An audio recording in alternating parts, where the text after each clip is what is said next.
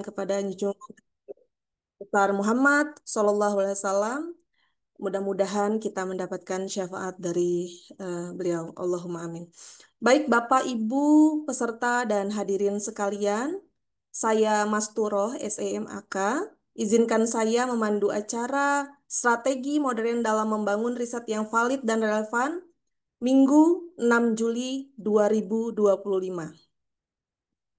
Acara pertama yaitu pembukaan. Marilah kita buka acara ini dengan bersama-sama membaca lafaz basmalah. Bismillahirrahmanirrahim. Cara selanjutnya yaitu menyanyikan lagu Indonesia Raya. Mohon kepada para hadirin untuk bersikap tegap.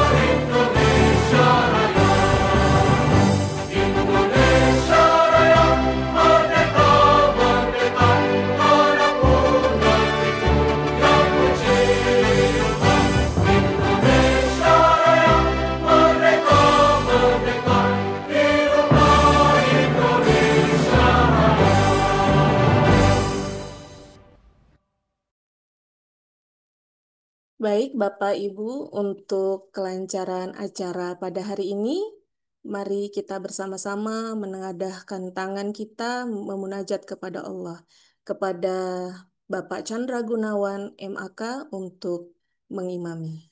Dipersilakan.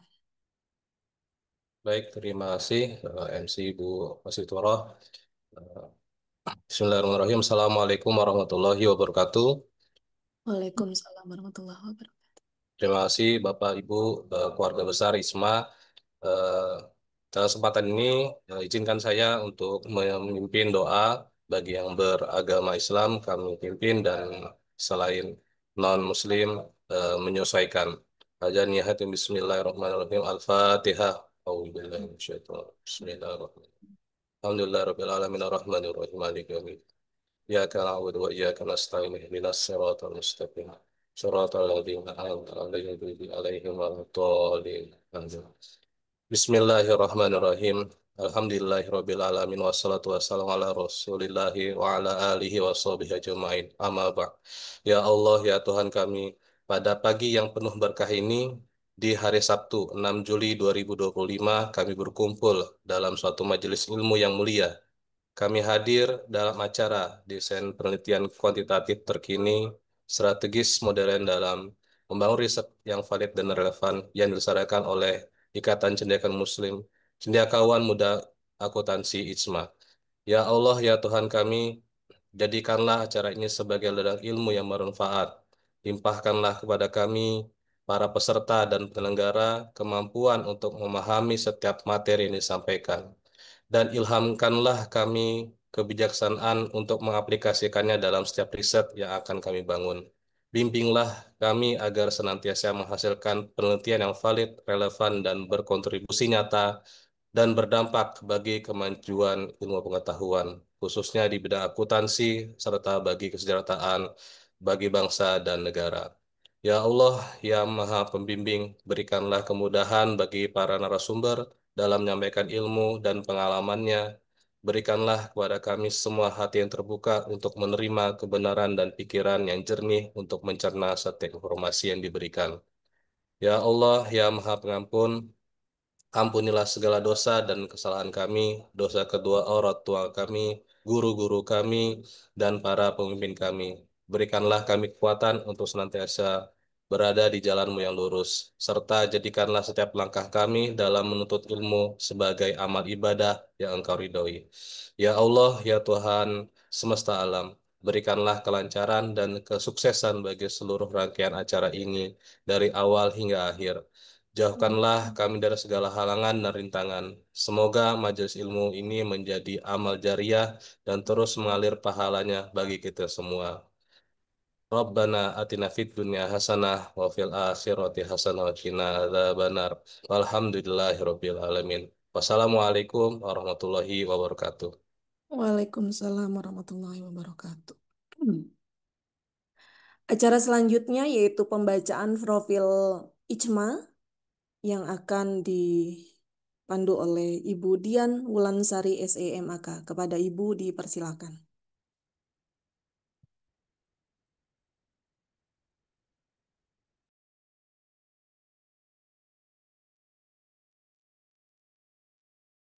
Baiklah, terima kasih Ibu Mastura selaku moderator.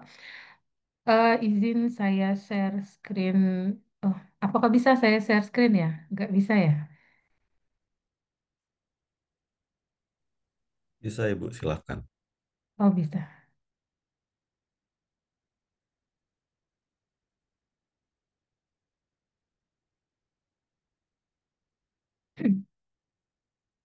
Baiklah, pada kesempatan pagi hari ini saya diamanahkan untuk membacakan profil dari Ijma.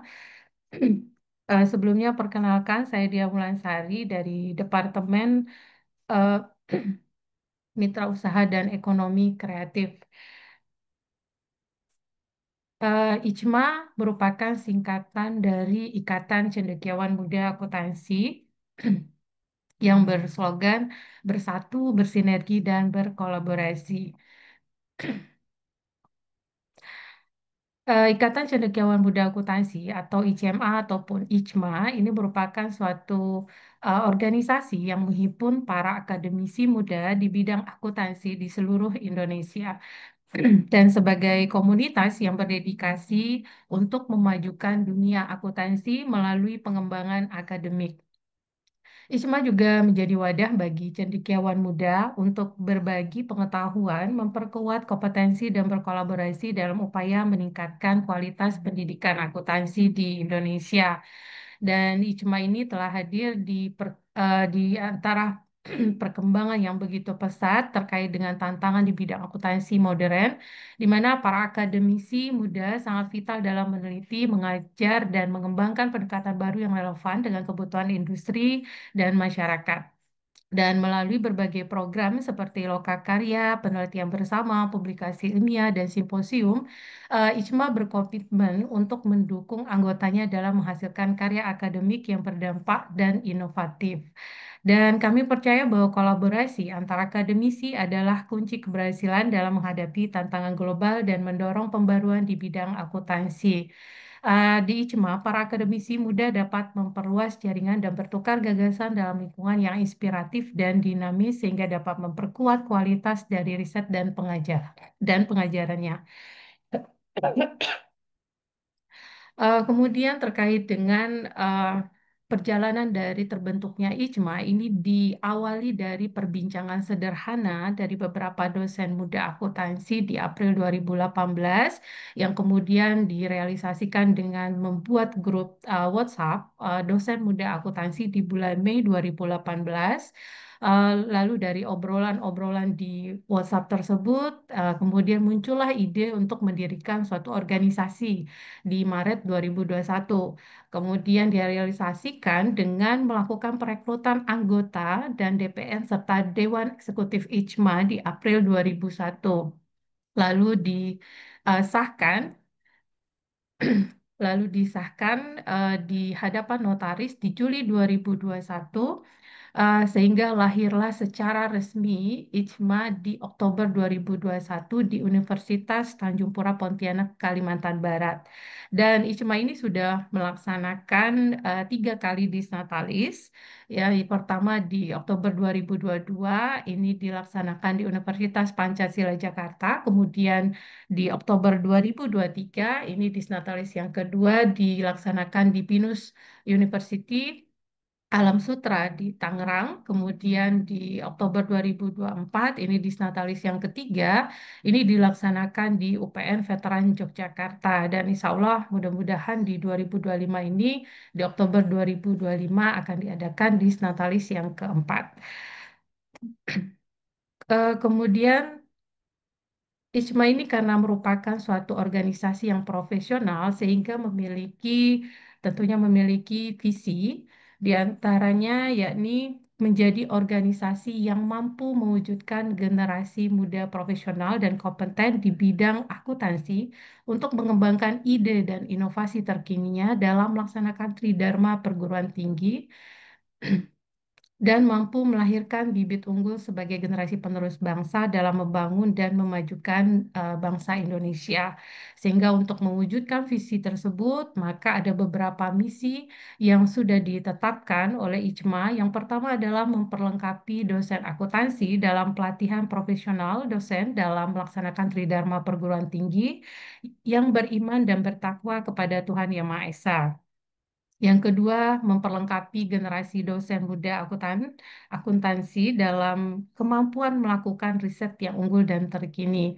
Kemudian yang ketiga, menyelenggarakan wadah bagi dosen muda akuntansi dalam berkiprah pada kegiatan tridharma perguruan tinggi, baik itu dalam eh, menulis jurnal, menulis buku, dan lain sebagainya.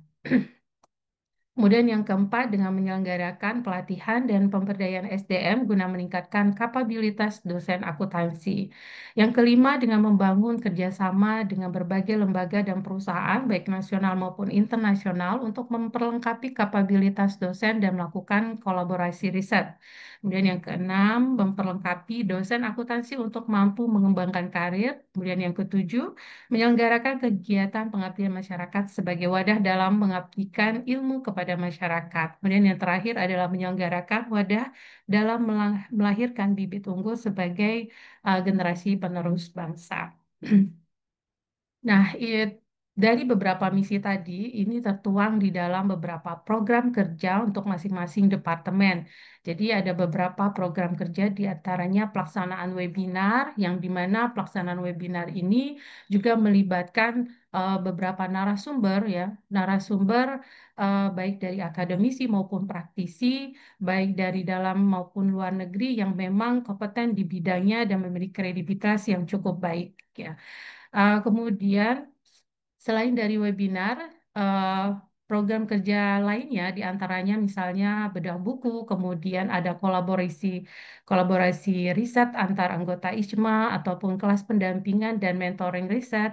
Kemudian ada juga talk show ya, talk show, kemudian eh, pelaksanaan terkait dengan international conference juga yang melibatkan eh, beberapa narasumber dari baik dari dalam maupun luar negeri. Karena IJMA ini merupakan eh, suatu organisasi, tentunya memiliki struktur organisasi yang memang juga tertata dengan sistematis ya. Jadi ini adalah struktur Badan Pengurus Harian, di mana IJMA ini dipimpin oleh Ketua Umum IJMA, Bapak Raffles Ginting, SEMAK. Kemudian Bapak Yanuar Nugroho sebagai Wakil Ketua, kemudian Ibu Veronika Ananta Wikrama sebagai Sekretaris Umum, Bapak Agustinus Winoto sebagai Sekretaris Eksekutif, Ibu Bunga Maharani sebagai Sekretaris 1, kemudian Bapak Gede Teguh Prasetya Muti Wijaya sebagai Sekretaris 2, kemudian Bapak Trijoko Sulistianto sebagai Sekretaris 3, Ibu Vera Damayanti sebagai Bendahara, dan Ibu Ayu Umyana sebagai Wakil Bendahara yang secara langsung membantu membantu dari Ketua Umum IJMA. Kemudian selain itu, IJMA juga memiliki beberapa staf ahli dan staf khusus yang dipimpin langsung oleh Ibu Ika Swasti, ya, Ibu Ika Swasti Putri sebagai kepala staf yang dibantu oleh beberapa stafnya, yakni diantaranya Bapak Imade Widihartawan sebagai staf khusus Ketua Umum, kemudian Bapak Muhammad Ilyas Junjunan sebagai staf khusus Ketua Umum, Bapak Muhammad Haris Zidni, Khatib Ramadan sebagai staf ahli tata kelola dan mitigasi resiko, Ibu Yana Ermawati sebagai staf ahli tata kelola dan mitigasi resiko, Ibu Eni Hardi sebagai staf ahli tata kelola dan mitigasi resiko, dan Ibu Irma staf ahli dari staf ahli tata kelola dan mitigasi resiko.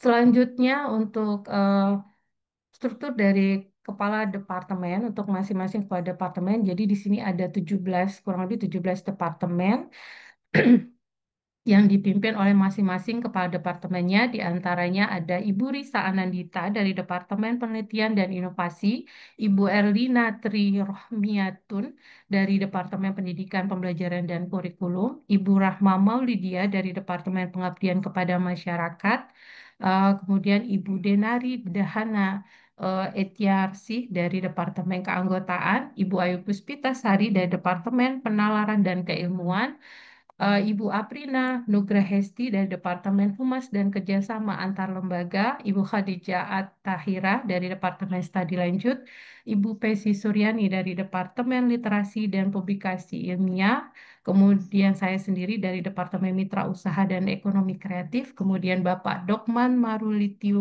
Marulitua dari Departemen Jurnal, kemudian Ibu Wedi Aristi Anggraini dari Departemen Sosial, Ibu Dr. Dian Widiati dari Departemen Media, Komunikasi, dan IT, kemudian Ibu Elsa dari Departemen Penulisan dan Penerbitan Buku, lalu Ibu Sri Kalimah dari Departemen Pengembangan Karir dan Keahlian, Ibu Triana Zuhratun Aulia dari Departemen Organisasi, Kelembagaan, dan SDM, Ibu Elga Yulindisti dari Departemen Urusan Internasional dan Luar Negeri, dan Bapak Tabah Rizky dari bidang kategorial kewilayahan.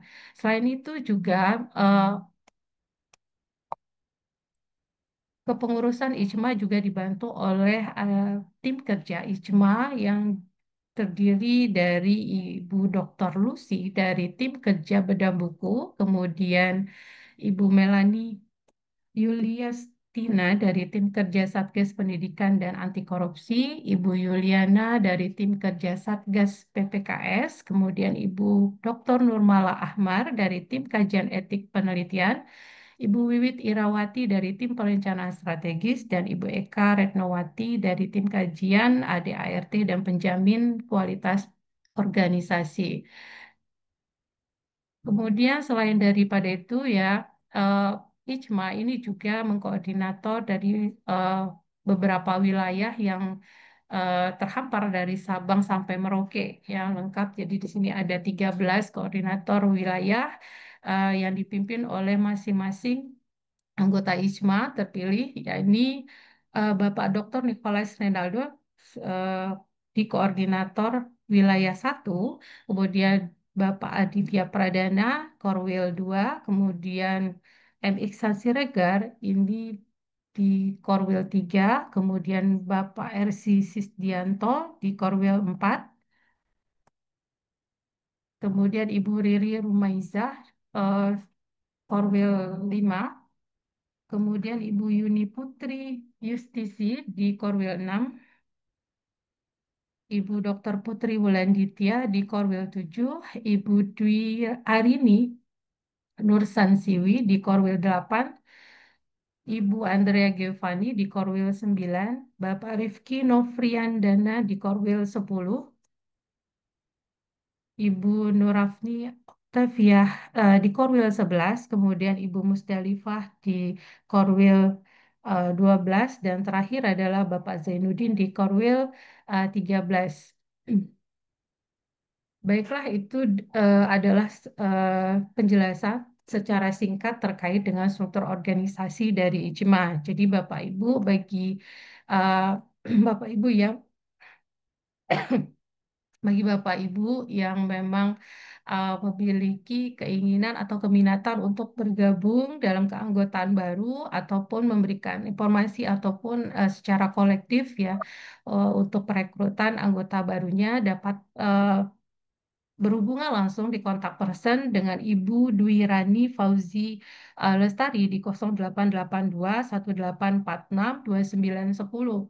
Dan apabila juga misalnya Bapak Ibu ada yang masih memiliki pertanyaan dapat juga menghubungi kami di kontak person resmi dengan Bapak Agustinus Winoto di 0816 1954 895 dan Bapak Imade Widi Hartawan di 0819 3632 7806 ataupun dapat melayangkan surat ya di email kami di ijma.nasional@gmail.com ataupun Bapak Ibu yang membutuhkan informasi terkait dengan IJMA maupun program kerja ataupun kegiatan-kegiatan Wujud IJMA dapat mengunjungi website kami di www.ijma-nasional.org.id ataupun mengunjungi Instagram kami di ijma.nasional ataupun di YouTube kami Ijma Nasional.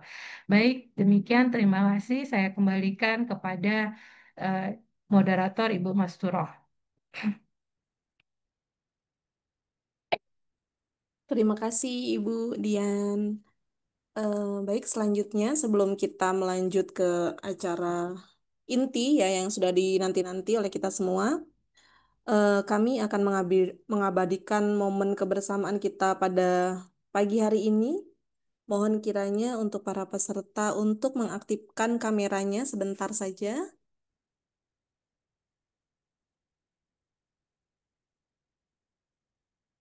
Baik, kita mulai ambil gambar. Satu, dua, tiga.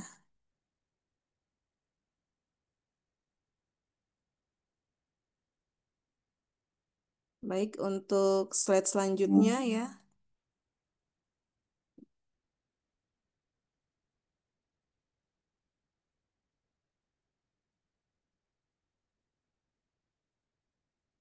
Baik, satu, dua, tiga.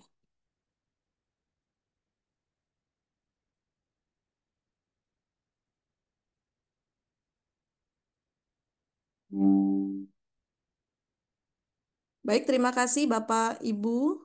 Eh, Boleh kalau memang ada yang mau apa namanya dimatikan kembali kameranya silakan. Untuk untuk reminder link evaluasi dan link presensi atau Bapak Ibu yang ingin bergabung untuk menjadi keluarga besar ICMA, Ikatan Cendekiawan Muda Akuntansi, link pendaftaran bisa diakses di kolom chat.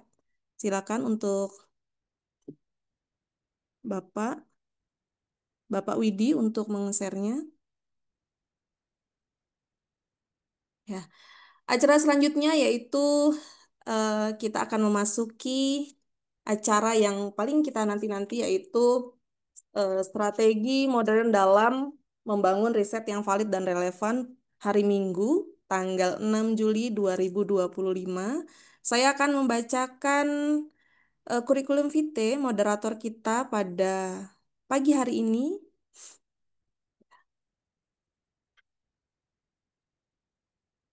Baik, moderator kita pada pagi hari ini yaitu Ibu Dr. Vera Oktari, SEMAK, AK, CE, ya. Eh, Detail pribadinya, beliau sebagai dosen di Universitas Riau, Pekanbaru. Kemudian alamatnya Jalan Jati nomor 23, Tangerang Utara, Pekanbaru. Kemudian pendidikan S1 Akuntansi Universitas Riau, Pekanbaru. S2 Magister Akuntansi Universitas Indonesia, DKI Jakarta. Dan kemudian S3 Ilmu Akuntansi di Universitas Airlangga, Surabaya. Dan kepada Ibu Vera Oktari, eh, kami persilakan untuk menjadi moderator pada webinar kali ini. Silakan Ibu. Baik, terima kasih Mbak Oh ya, Maksuro. oh ya maaf, maaf Bu Vera sebelumnya saya lupa sambutan ya, saya lupa. sambutan Ketua Ijma pada kali pada hari ini akan di Bapak Yan Bapak Yanuar Nugroho SE MSc selaku Wakil Ketua. Silakan Bapak, maaf Ibu Pera. Ya, terima kasih Mas Dora. Mohon maaf Bu Vera, saya uh, nyelonong sedikit. Ya, saya hilang, Pak. Bismillahirrahmanirrahim. Sudah kelewat senang ini Bu, masuk ke materi ini. Baik, Bismillahirrahmanirrahim. Assalamualaikum warahmatullahi wabarakatuh. Selamat pagi dan salam sejahtera bagi kita semua. Yang kami hormati, narasumber kita pada pagi hari ini, Profesor Dr. Teresia Dihastuti. Selamat pagi, Prof. Alhamdulillah, ini di pagi yang luar biasa, di weekend yang semangat ini, Prof. Teresia masih berkenan untuk sharing materinya pada sesi webinar IJMA yang pada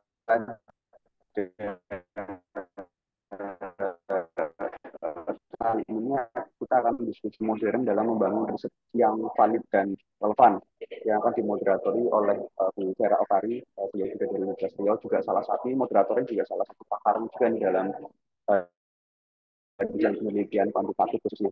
Terima kasih yang luar biasa kami sampaikan kepada speaker, moderator, dan juga Bu Mas Turoh khususnya, dan juga Bapak Ibu panitia dalam kegiatan webinar pekan webinar Disnatalis keempat dari IJMA.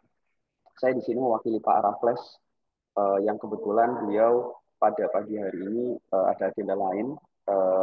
Tentunya ini tetap menjadi untuk tetap memotivasi semangat dari Bapak Ibu sekalian, atau mungkin ada adik-adik mahasiswa yang juga turut bergabung dalam kegiatan webinar IJMA pada pagi hari ini.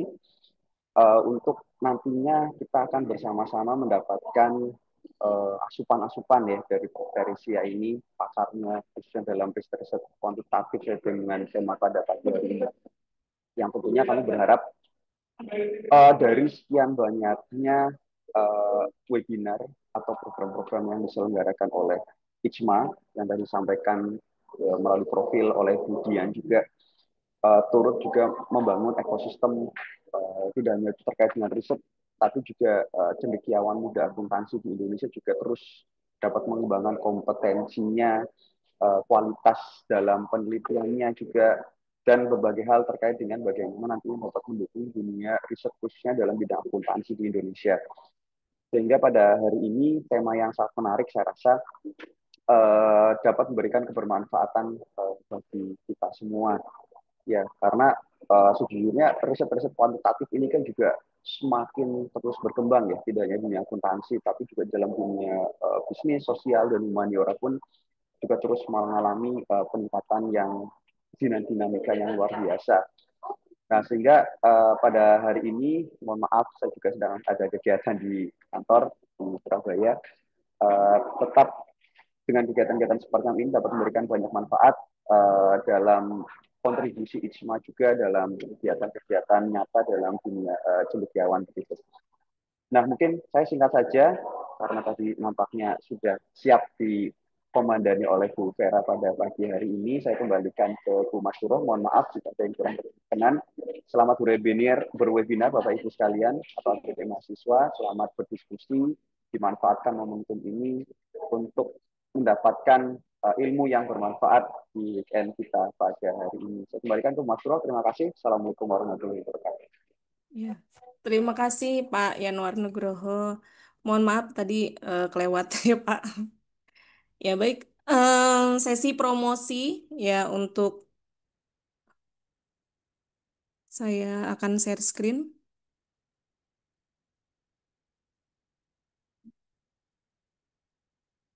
Belum jadi itu ya. Sudah Ibu, silakan.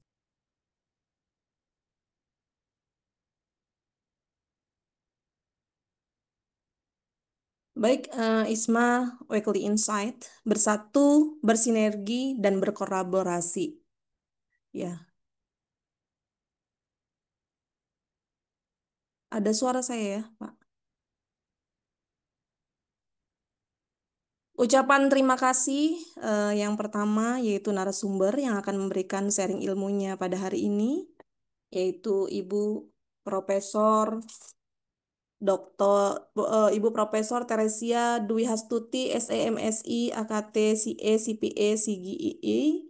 Kemudian panitia yang sudah mempersiapkan kegiatan webinar hari ini, kemudian peserta yang berpartisipasi dalam webinar untuk hari ini.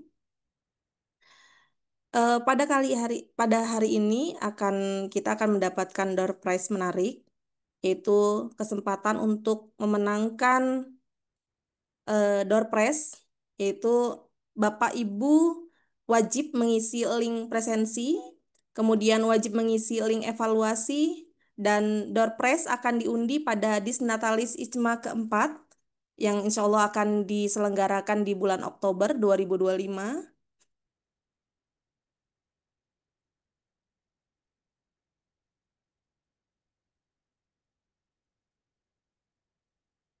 Ini otomatis ada suara.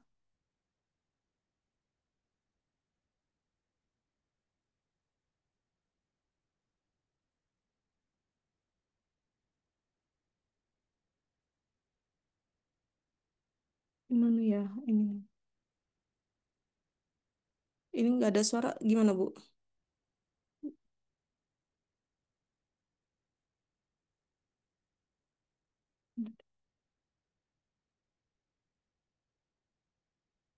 Diklik slideshow, Ibu. Ya? Oh, ini sebentar. Halo Sobat Cendekia, mari ikuti rangkaian kegiatan sepekan bersama ICMA yang akan berlangsung mulai Sabtu, tanggal 5 Juli hingga Sabtu, tanggal 12 Juli tahun 2025. Berikut jadwal lengkapnya. Sabtu, tanggal 5 Juli tahun 2025, pukul 7.30 waktu Indonesia Barat, topik webinar, etika wawancara, antara data dan kemanusiaan.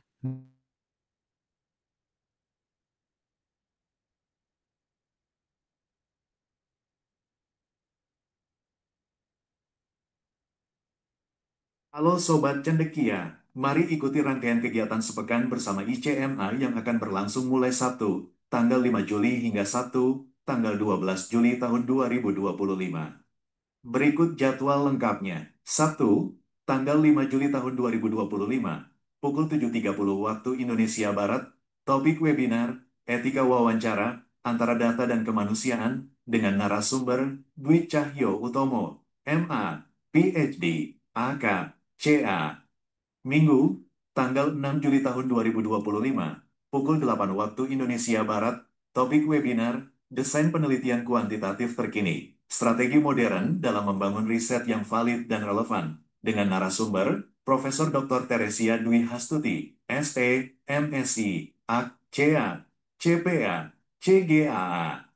Minggu, tanggal 6 Juli tahun 2025, pukul 10 waktu Indonesia Barat, topik webinar, Paradigma Penelitian Kuantitatif dan Kualitatif, dengan narasumber, Profesor Dr. Teresia Dwi Hastuti, SE, MSI, AK, CA, CPA, CGAA, dan Profesor Dr. Lilik Purwanti, MSI, AK, CA. Minggu, tanggal 6 Juli tahun 2025, pukul 13 waktu Indonesia Barat, topik webinar, diseminasi hasil PKM anggota ICMA, dengan narasumber, Dian Wulansari, ST, MAK, Reza Dwi Ayu Pangesti Mulyono, ST, MA, AK, Pascanova Kristi Gainau, ST, MAK, Triana Zumrotun Aulia, ST, MAK, Ika Swasti Putri, ST, MAK, Bambang Arianto, MA, MAK, AK. Minggu dan Senin, 6-7 Juli tahun 2025, pukul 18.30 waktu Indonesia Barat, topik webinar, From Nervous to Notable, simulasi wawancara beasiswa bersama mentor profesional, dengan narasumber, Yuniatin Trisnawati DKW, ST, MM, Gali Wicaksono, ST, MSI, AK, CA, CPA, CPMA, BKP, Raffles Ginting, ST, MAK, Lahar Joprawiro, SPD, MM, Zainuddin, ST, MAK, CATER, CAP, CSRS, CSP, Ferika Kristinawati Putri, SE, MH Hartoyo, SE, MAK Ridwan Wahyudi, SE, MM Dr. Putu Sukma Kurniawan, Niputu Ari Aryawati, SE, MSI, CSRS, CSP, Marngeni, ST, MSI. Sabtu, tanggal 12 Juli tahun 2025, pukul 7.30 waktu Indonesia Barat, topik webinar, Exploring Insight, Model Riset Kualitatif Kekinian yang Wajib Dikuasai, dengan narasumber, Mirna Amirna, SE, MSA, PhD, AK, CA, AAPA, AAPB.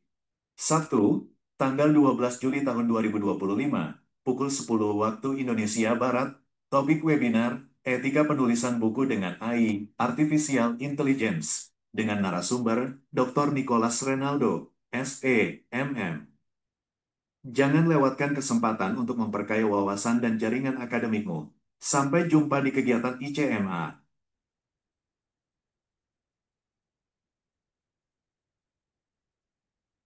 Baik, terima kasih Bapak Ibu.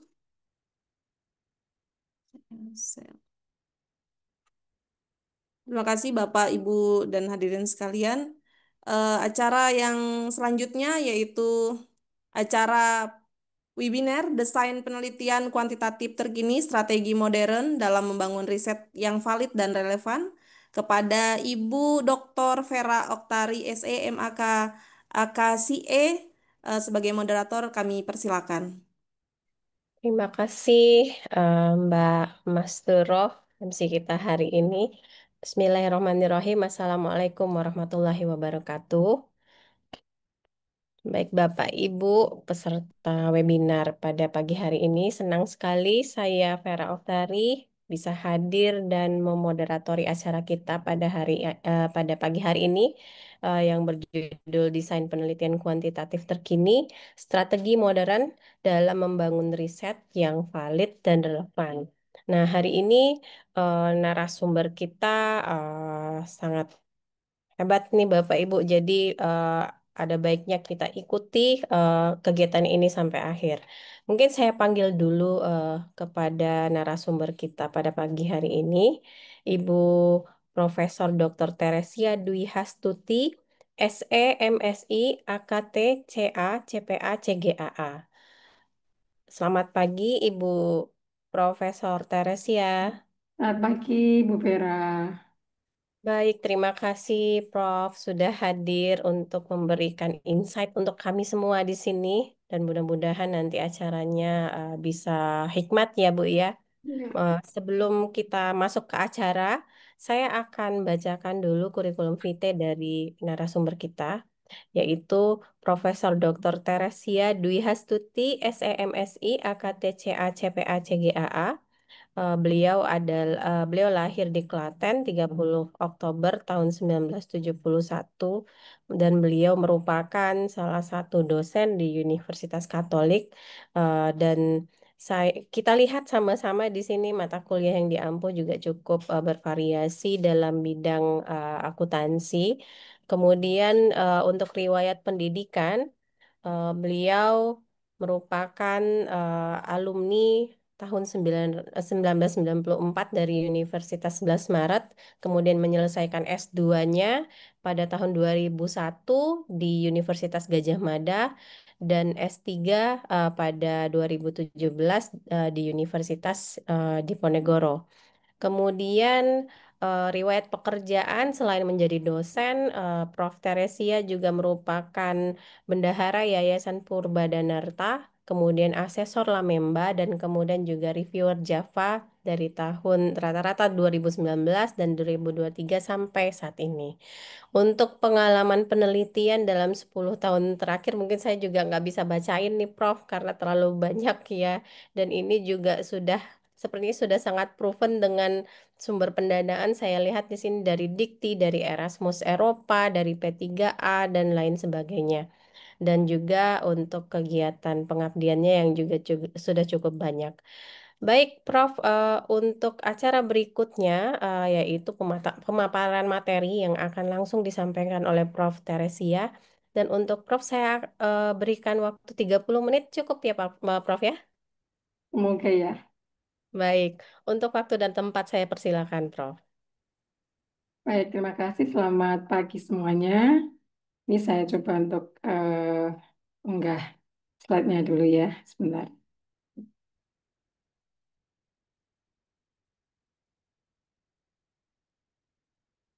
Mohon maaf ya, kadang-kadang kamera langsung mati sendiri.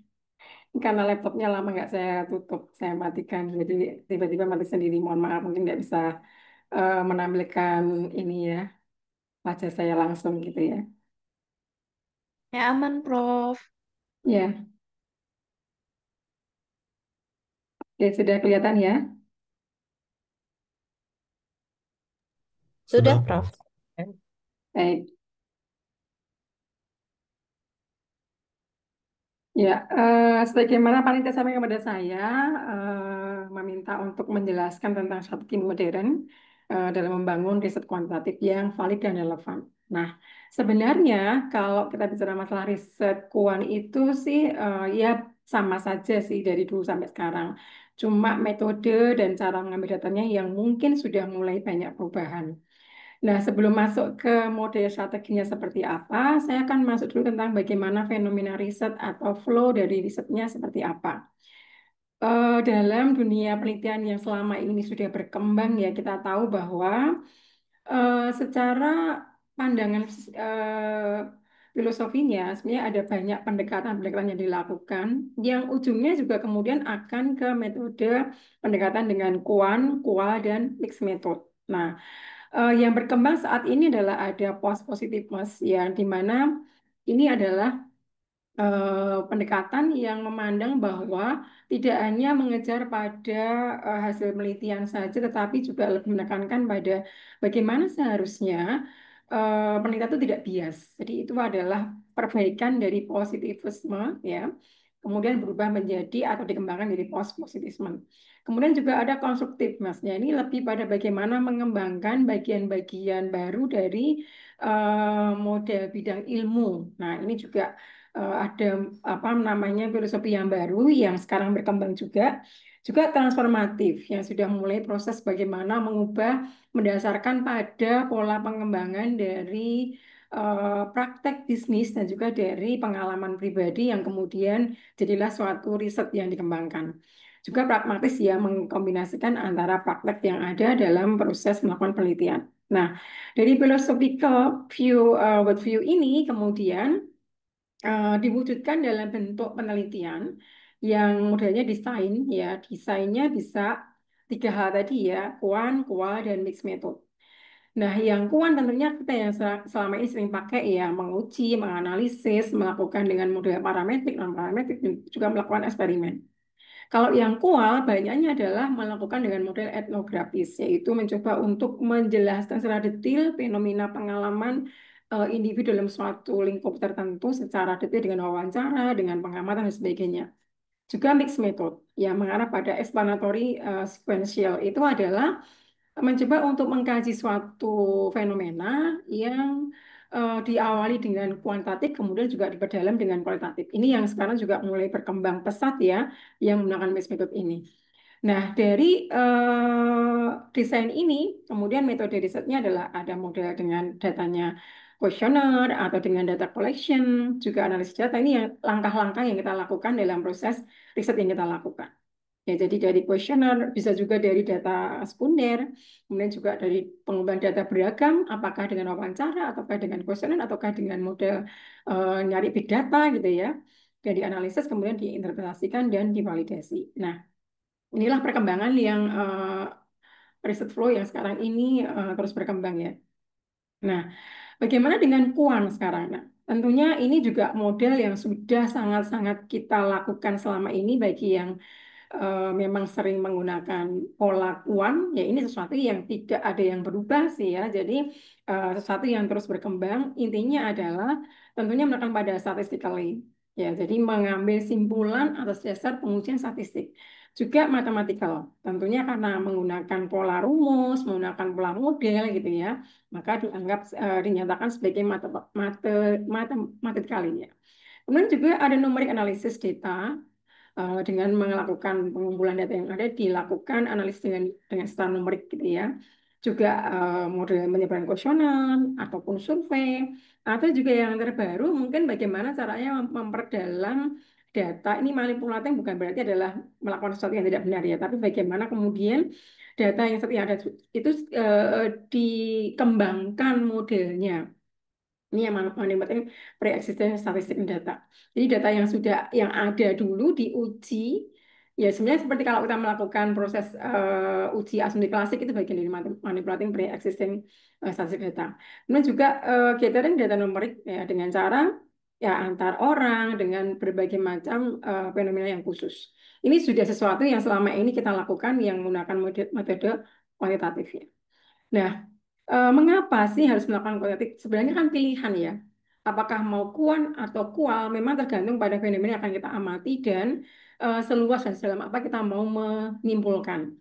Karena kalau menggunakan kuan kan tentunya adalah mau melakukan dengan cara generalisasi. Tapi kalau menggunakan kual kan intip dalam suatu fenomena.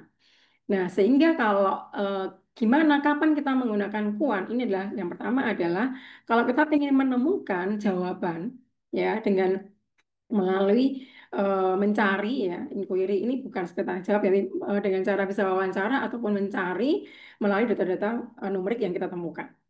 Kemudian yang kedua adalah tentunya ada desain di awal. Ya, itu yang membedakan dengan kual. Kuan itu ada desain di awal, maka muncullah ada hipotesis. Ya, ada desain yang mau dirancang yang akan dicoba untuk diuji. Ya, itu adalah yang kuan ya. Dan itu sudah ada di awal. Kalau kual kan enggak, ya masih proses terus, akhirnya terbangunlah suatu model. Tapi kalau kuan itu adalah modelnya sudah dibangun dari awal. Kemudian pada akhir desain tentunya ada proses untuk mengukur pengembangan yang ada tersebut karena masih ada simpulan, ada kemudian apa ya arah ke depan seperti apa. Bahkan ketika menganalisis itu juga dikembangkan dari berbagai macam kajian yang lain yang kemudian memperkaya atau menguatkan pengukuran tersebut.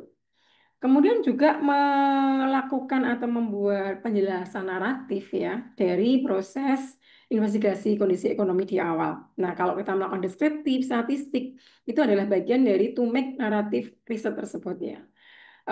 Ada banyak ya dari mulai awal, mulai sampai dengan nanti penjelasan di akhir kita padukan. Kalau penjelasan ini dari Pierre Bourdieu itu menguji dengan cara pola seperti ini dengan survei yang sangat luas ya. Kemudian juga kalau kita pengen menguji suatu hipotesis, nah ini adalah bagian dari jawaban ketika kapan sih harus melakukan penelitian kuant itu gitu ya. Nah, kemudian kalau kita lihat dari karakteristiknya atau sifatnya, seperti apa sih penelitian kuan itu ya, ini pun juga saya rasa dari kita sudah tahu semuanya. Saya hanya mau apa namanya mengulang lagi aja, menekankan lagi aja begitu ya.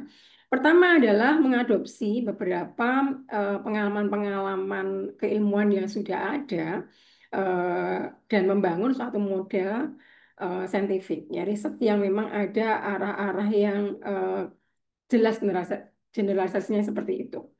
Juga systematic control ya. Jadi memang kalau kita sering melihat adalah ketika kita membangun hipotesis, ketika kita mulai mencoba menjelaskan suatu fenomena, kita sudah diarahkan untuk bagaimana teori itu menjelaskan hal tersebut. Ya, jadi memang kemudian bagaimana kita membangun suatu variabel, itu juga kita punya dasar definisi operasional. Sehingga sangat sangat apa ya, ada hal yang bisa dibuktikan dari awal, hal yang bisa dinyatakan sebagai empiris karena kita punya dasar ketika membangun model, ketika membangun teori, ketika membangun hipotesis, ketika menentukan variabel, ketika menyusun variabel, semua ada dasar teoritiknya yang dipakai untuk membangun tersebut.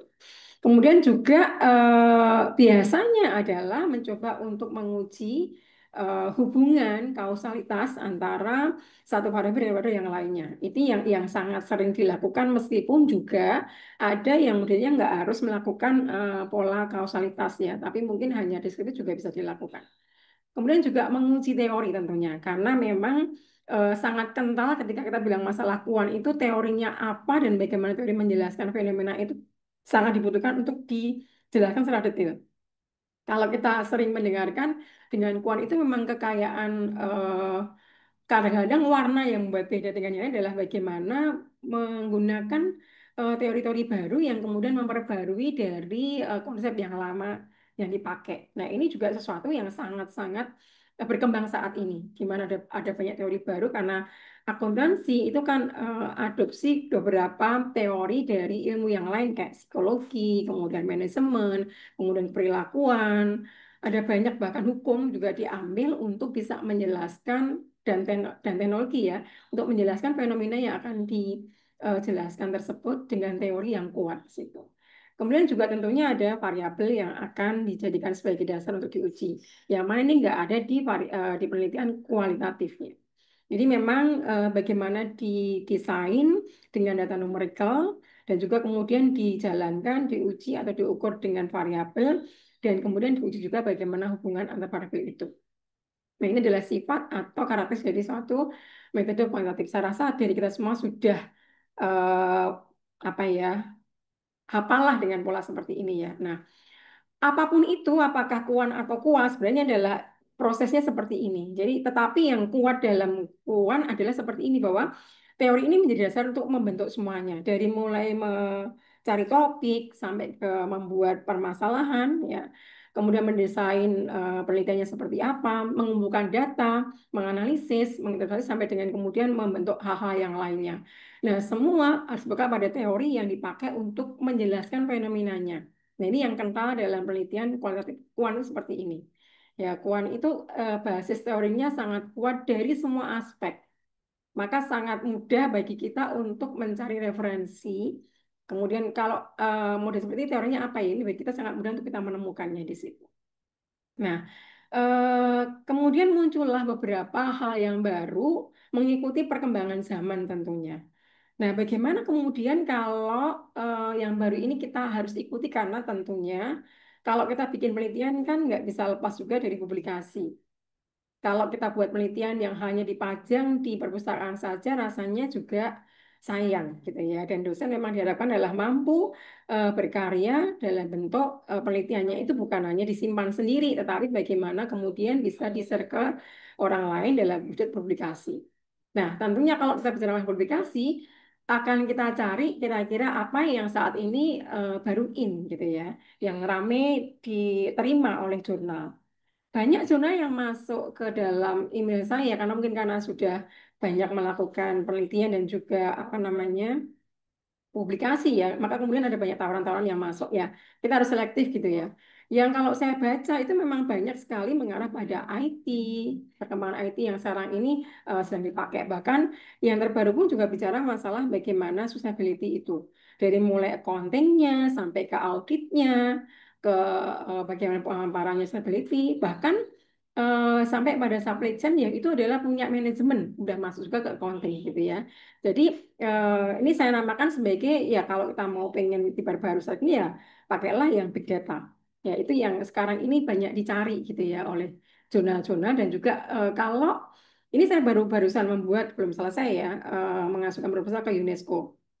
Nah, itu juga ketika kami baca arahnya adalah kembali ke IT dan juga ke sustainability, ke climate change dan sebagainya. Yang tentunya permintaan itu yang mengarah ke hal-hal yang saat ini sedang fenomena yang sedang terjadi, gitu ya. Jadi inilah kenapa dikatakan sebagai baru ya kita harus bisa memperbarui tema kita melihat pada fenomena alam, fenomena banyak yang sekarang baru-baru terjadi ini menjadi suatu yang penting. Kita sekarang tidak susah ya kalau mau mencari apa sih yang baru sekarang gitu ya. Anda mencari ke Google Scholar saja sudah menemukan. Anda mencari ke ChatGPT menemukan banyak di situ.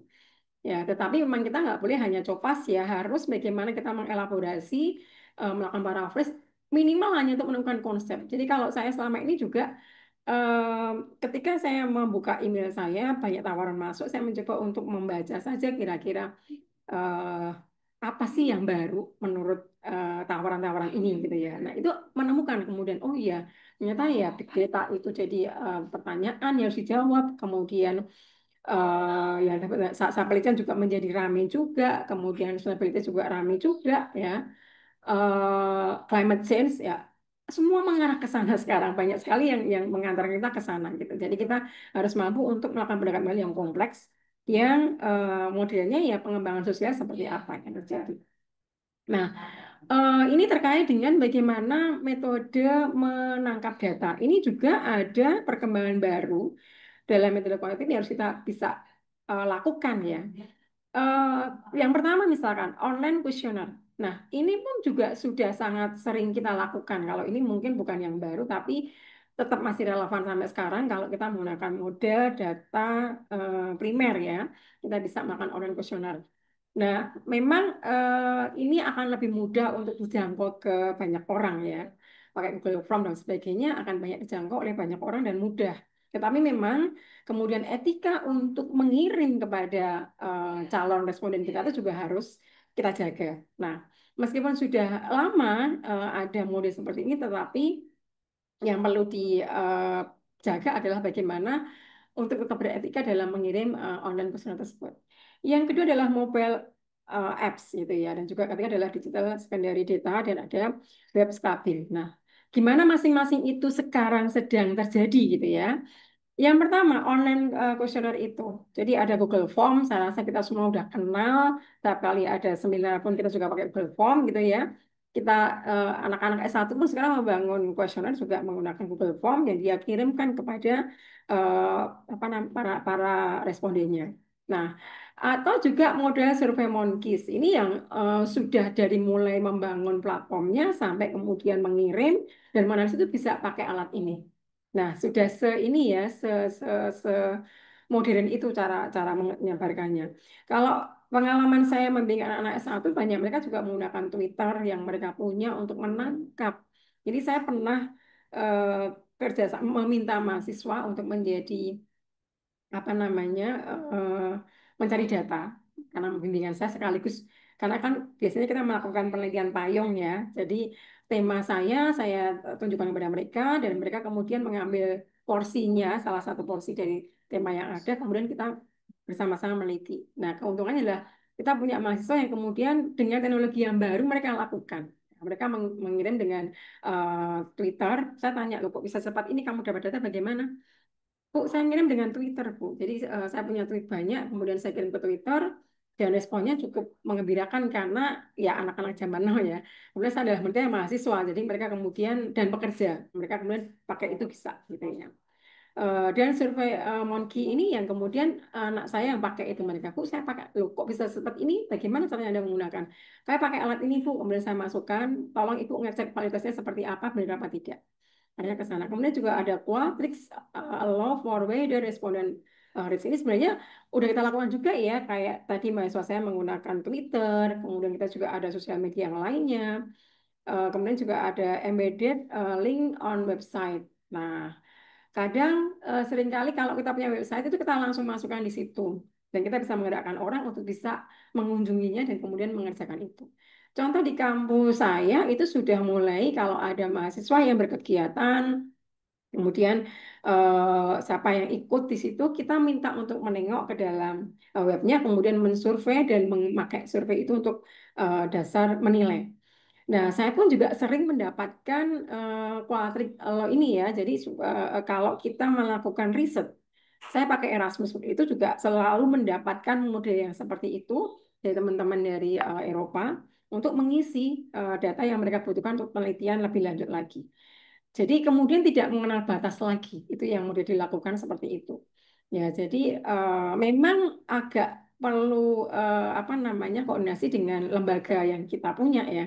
Kemudian bisa menyebarkan lebih luas lagi. Polanya seperti itu. Jadi ini pun online questionnaire pun juga sekedar bukan sekedar Google Form ya, tapi udah banyak lagi metode yang dilakukan yang arahnya adalah kita bisa mendapatkan data yang cukup banyak dan tentunya kita bekali juga dengan validitas. Jadi ada person yang memang mengelola web itu yang kemudian bisa melihat apakah ini spam ataukah tidak. Nah, itu yang penting untuk bisa mendata bahwa ini valid nggak yang mengisi. Dan juga ketika mau mengirim atau menyampaikan websitenya itu tentunya ada proses awal ketika mau akses itu ada mekanisme untuk mengenali identifikasi siapa yang akan masuk ke web dan siapa yang akan mengisi.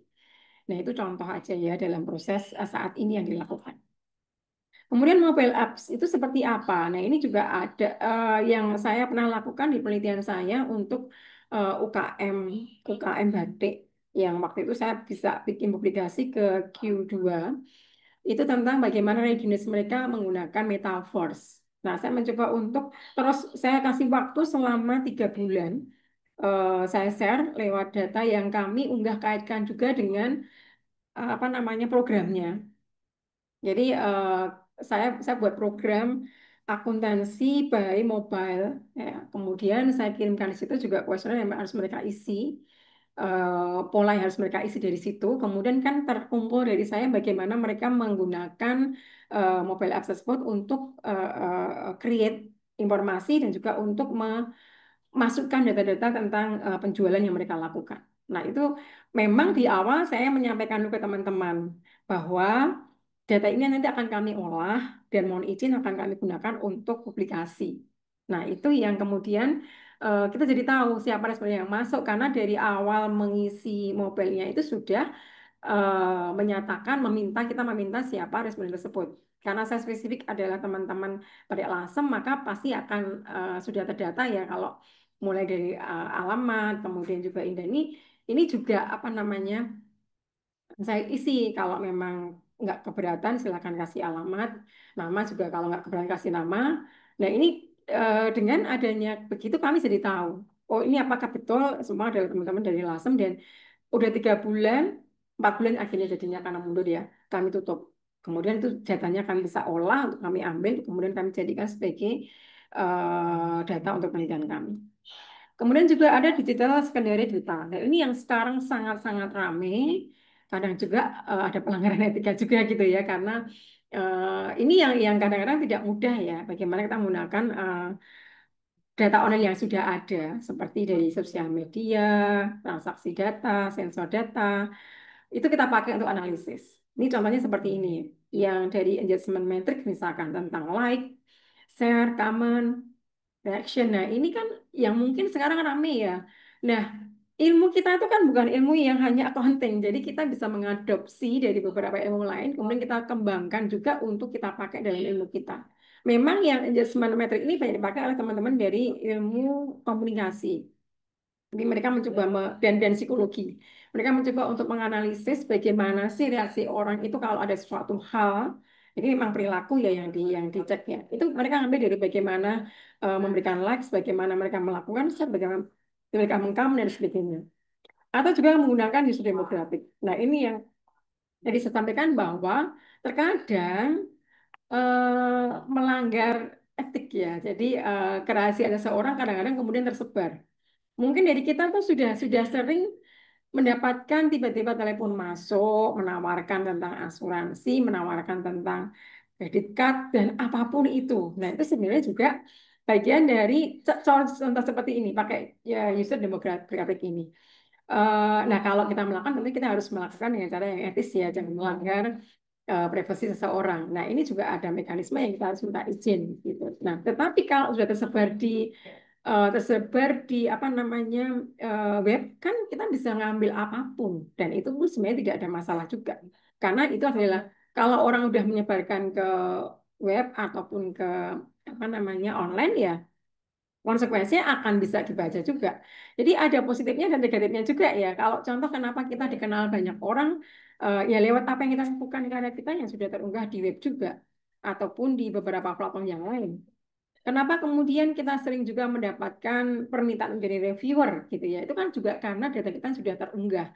Istilahnya kan ada algoritma kalau orang mengatakan ya, algoritma kita yang sudah tersebar gitu ya lewat bisa dari HP kita, lewat dari email kita, dari banyak hal yang kita ikutin gitu. Nah, itu juga bisa diambil ya. Itu contoh aja digital secondary data. Kemudian juga ada content analysis ya, ada post, ada video, ada image, hampir sama seperti yang engagement metric tadi ya.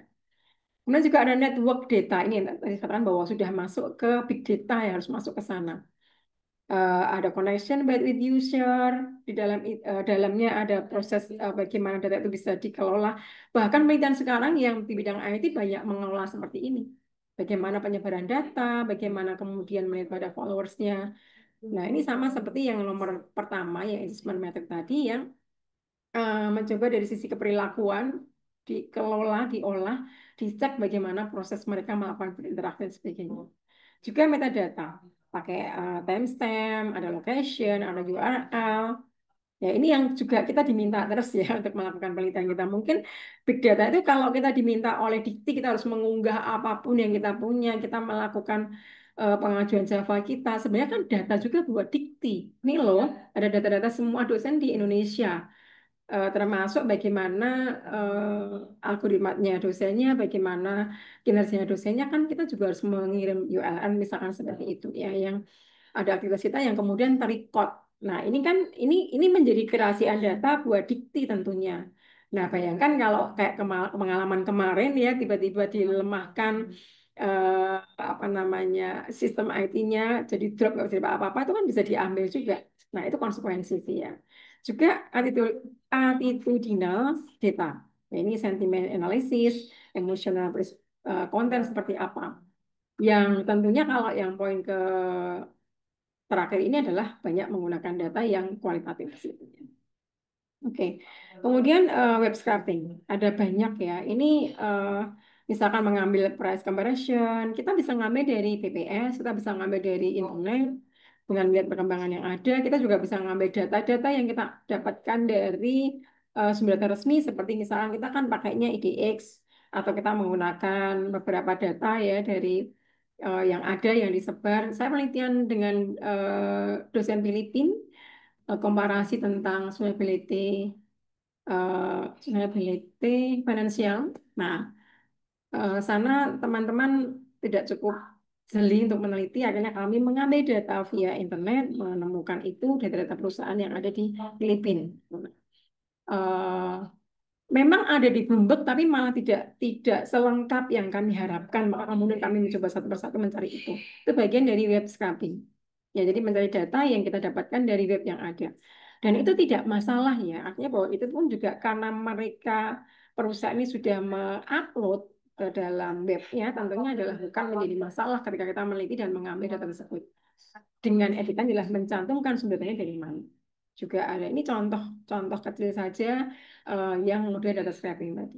Jadi ada data e-commerce. Nah, kita bisa mengambil dari HTTPS beberapa ya, yang kita mau ambil apa gitu. Contohnya ini juga ada dapat data price, dapat data product range, dapat data product description. Nah, yang tentunya buat kita adalah kita dapat data kuan juga kita bisa lakukan di situ. Nah, ini yang banyak banyak dilakukan ya, yang karena paling mudah bagi kita, tidak tergantung pada orang lain, kita yang punya kelola waktu kita untuk mendapatkan data. Jadi memang saya sering mengkombinasikan antara penelitian dengan kuan dan kual.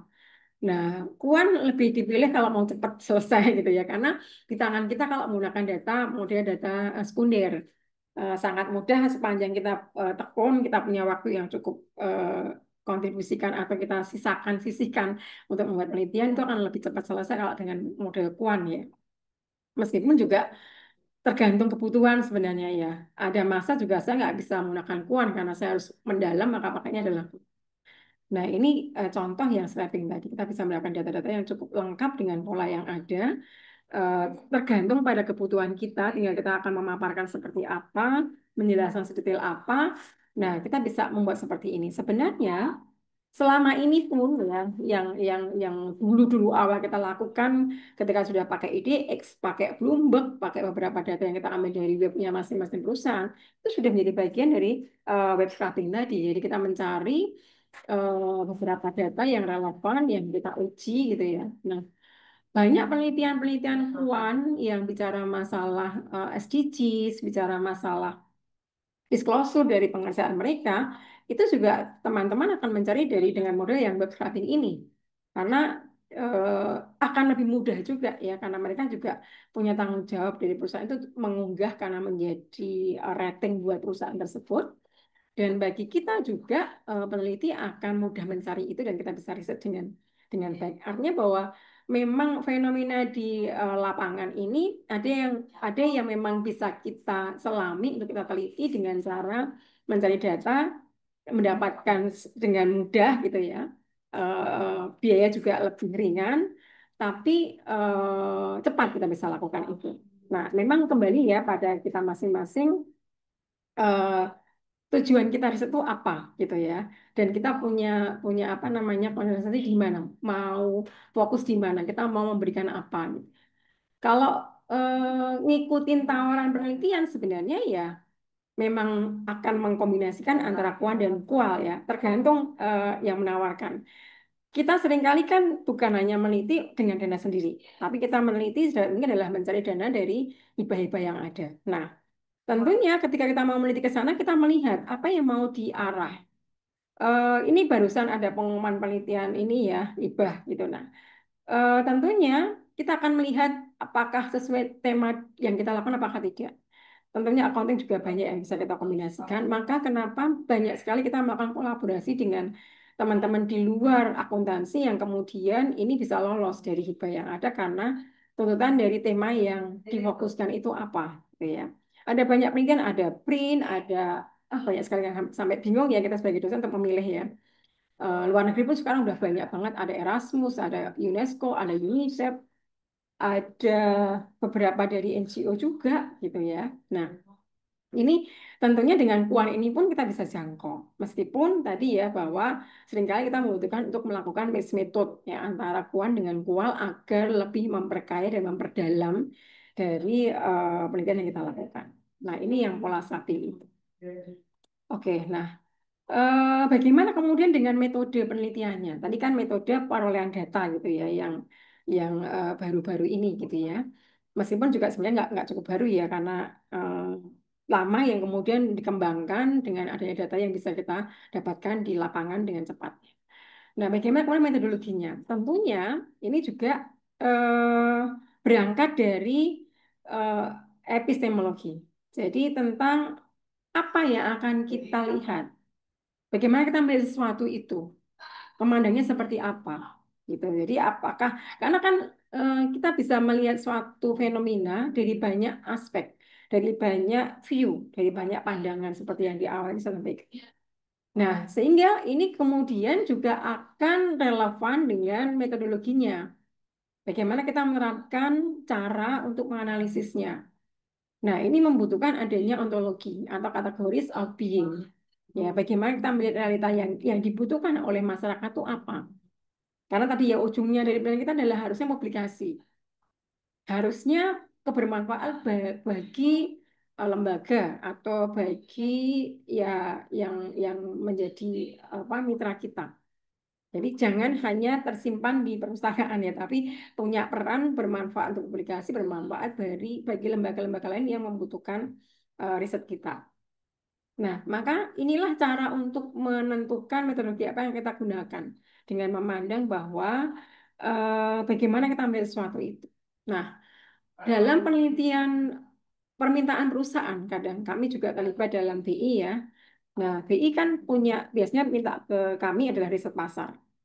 Nah, ini yang banyak dilakukan teman-teman manajemen ya. Kalau kami lebih ke ketika bicara masalah bagaimana keuangan ditinjau, maka kemudian melibatkan kami di sana. Nah, di situ adalah ke how we see things. Jadi bagaimana kita memandang sesuatu itu, fenomena itu. Apa yang diminta, apa yang mau kita cari, apa yang mau kita kembangkan dari situ.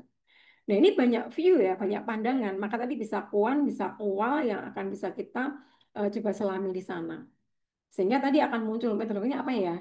Nah, bagaimana menganalisisnya? Apakah dengan banyak data kemudian digeneralisasi ataukah kita mau indip mendalam atau kita memadukan dua-duanya? Nah, inilah yang menentukan metodologi yang kita lakukan seperti apa.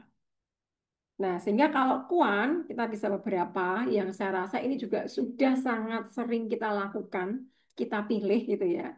Ada yang kemudian descriptive analysis. Nah, kita nggak bisa menyampaikan bahwa oh ini hanya gitu ya, nggak bisa ya. Dalam penelitian sekarang ini kan banyak memang tergantung pada permintaan, tergantung pada kebutuhan yang di lapangan. Kalau kita melakukan penelitian, misalkan riset dikti kan biasanya kita akan pecah ke dalam 3 tahun, 2 tahun gitu ya. Di awal pasti akan melakukan proses deskripsi analisis ini. Karena kita melakukan pemetaan, kalau itu adalah awal tempat yang kita teliti ya. Kita nggak bisa lepas dari deskripsi analisis ini.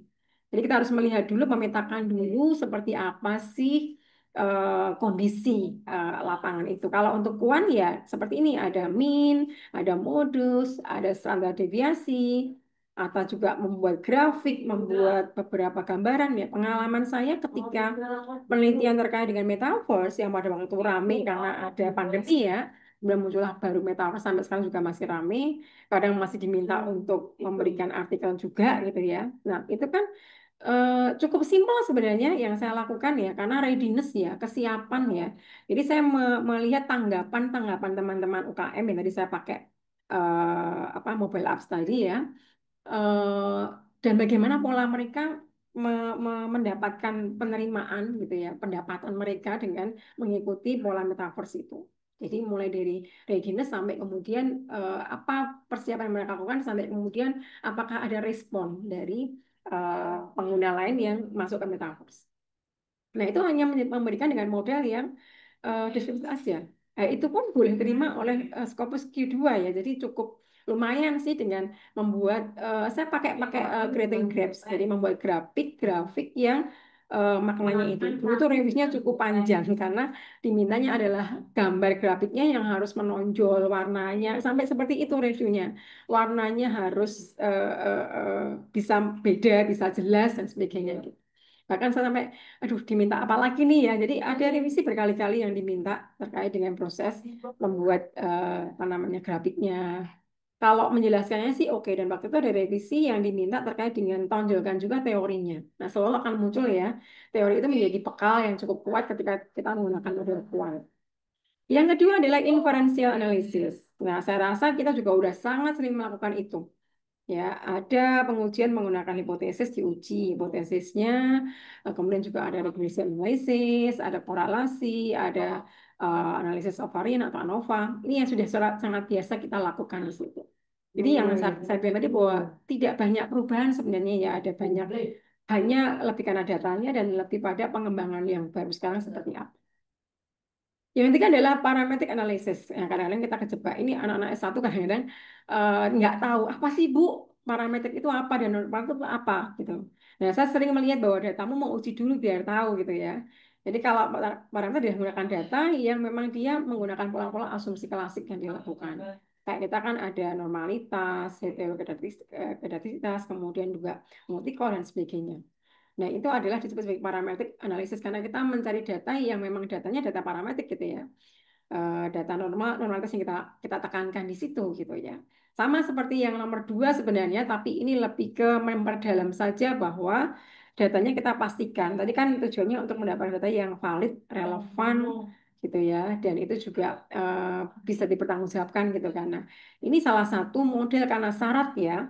Saat menggunakan syarat data diterima itu ya kalau dia adalah datanya itu normal, datanya itu ya bisa mencapai model statistik yang benar sehingga asumsi klasiknya terpenuhi gitu ya. Makanya butuh adanya teknik yang digunakan. Meskipun sama nanti juga ada t-test, ada ANOVA test, ada regression test gitu ya. Tapi ini pecahan dari inferential analysis tadi ya. Tapi menggunakan yang parametric analysis. Atau kalau datanya memang tidak harus normal gitu ya, maka kita menggunakan non parametric analysis ini. Bisa menggunakan Mann-Whitney test, menggunakan Kruskal-Walsh test, performance test dan sebagainya ya, kita bisa gunakan itu tergantung pada pilihan yang kita akan pakai. Dan ini juga sudah terbiasa kita lakukan ya. Kemudian ada juga comparative analysis. Nah, ini juga udah biasa ya. Maka memang sebenarnya tekniknya itu ya nggak begitu beda dengan sebelumnya, hanya data dan cara mendatanya itu yang membuat berbeda gitu ya. Ada comparative analysis, apa sih membandingkan ya dua grup yang ada dan sebagainya. Saya melakukan penelitian yang baru ini mau saya susun dalam bentuk apa namanya artikel gitu ya. Itu juga ketika saya membandingkan antara hal yang sebenarnya alatnya kan lama ya, komparatif, kan sudah dari dulu sudah ada. Tapi saya pakai data komparatif antar negara. Nah, itu dibutuhkan untuk melakukan komparatif analisis ini. Alatnya biasa gitu ya, tetapi data yang kita temukan, pola-pola tema-tema yang akan kita teliti, kan yang baru juga ada di situ. Termasuk yang saya coba buat adalah analisis terhadap sustainability finance. Nah, itu yang terus terang tidak mudah mencari pengukurannya. Itu hanya menggunakan model komparatif analisis ini.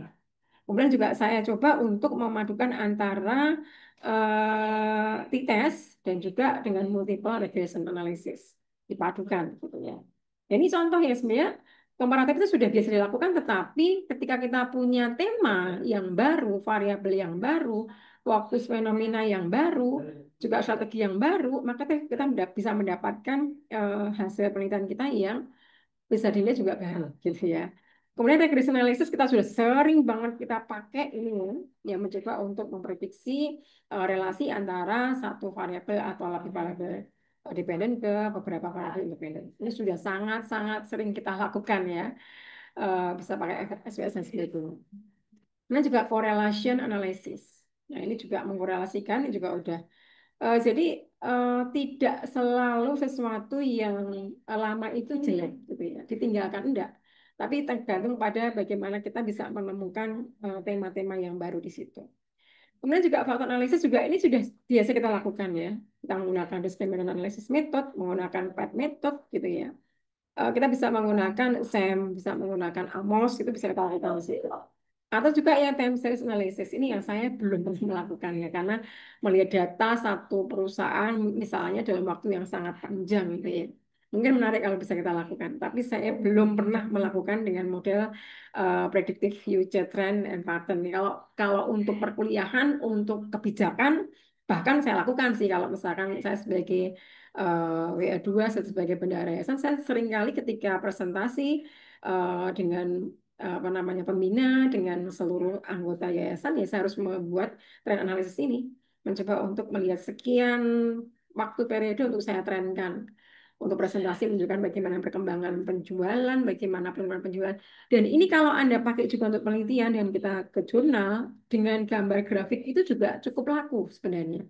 Kita bisa kalau kita baca aja beberapa artikel dari berbagai macam penerbit ya yang ternama yang bereputasi ini banyak sekali juga penelitian yang cukup detail dengan cacing-cacingnya gitu ya. Tapi juga ada yang detail dengan model grafik yang ada dan cukup terima juga di sini ya. Oke. Nah, ini yang cara atau data analytics tool-nya seperti apa. Nah, ini ada SPS. Saya rasa masih kita bisa pakai sih, tidak masalah ini terus kita pakai. Jadi sepanjang jangan khawatir meskipun pakai SPS kalau misalkan taruh tema kita baru pun jurnal tidak akan menolak gitu ya. Sepanjang memang bahasa kita sesuai, format kita sesuai, hasil kita juga cukup menarik gitu ya. Bukan bukan membuat menarik ya, tapi memang hasilnya menarik, analisisnya kita tajam. Nggak masalah pakai SPS. Jadi jangan khawatir, oh karena udah lama ya Bu, nggak apa-apa.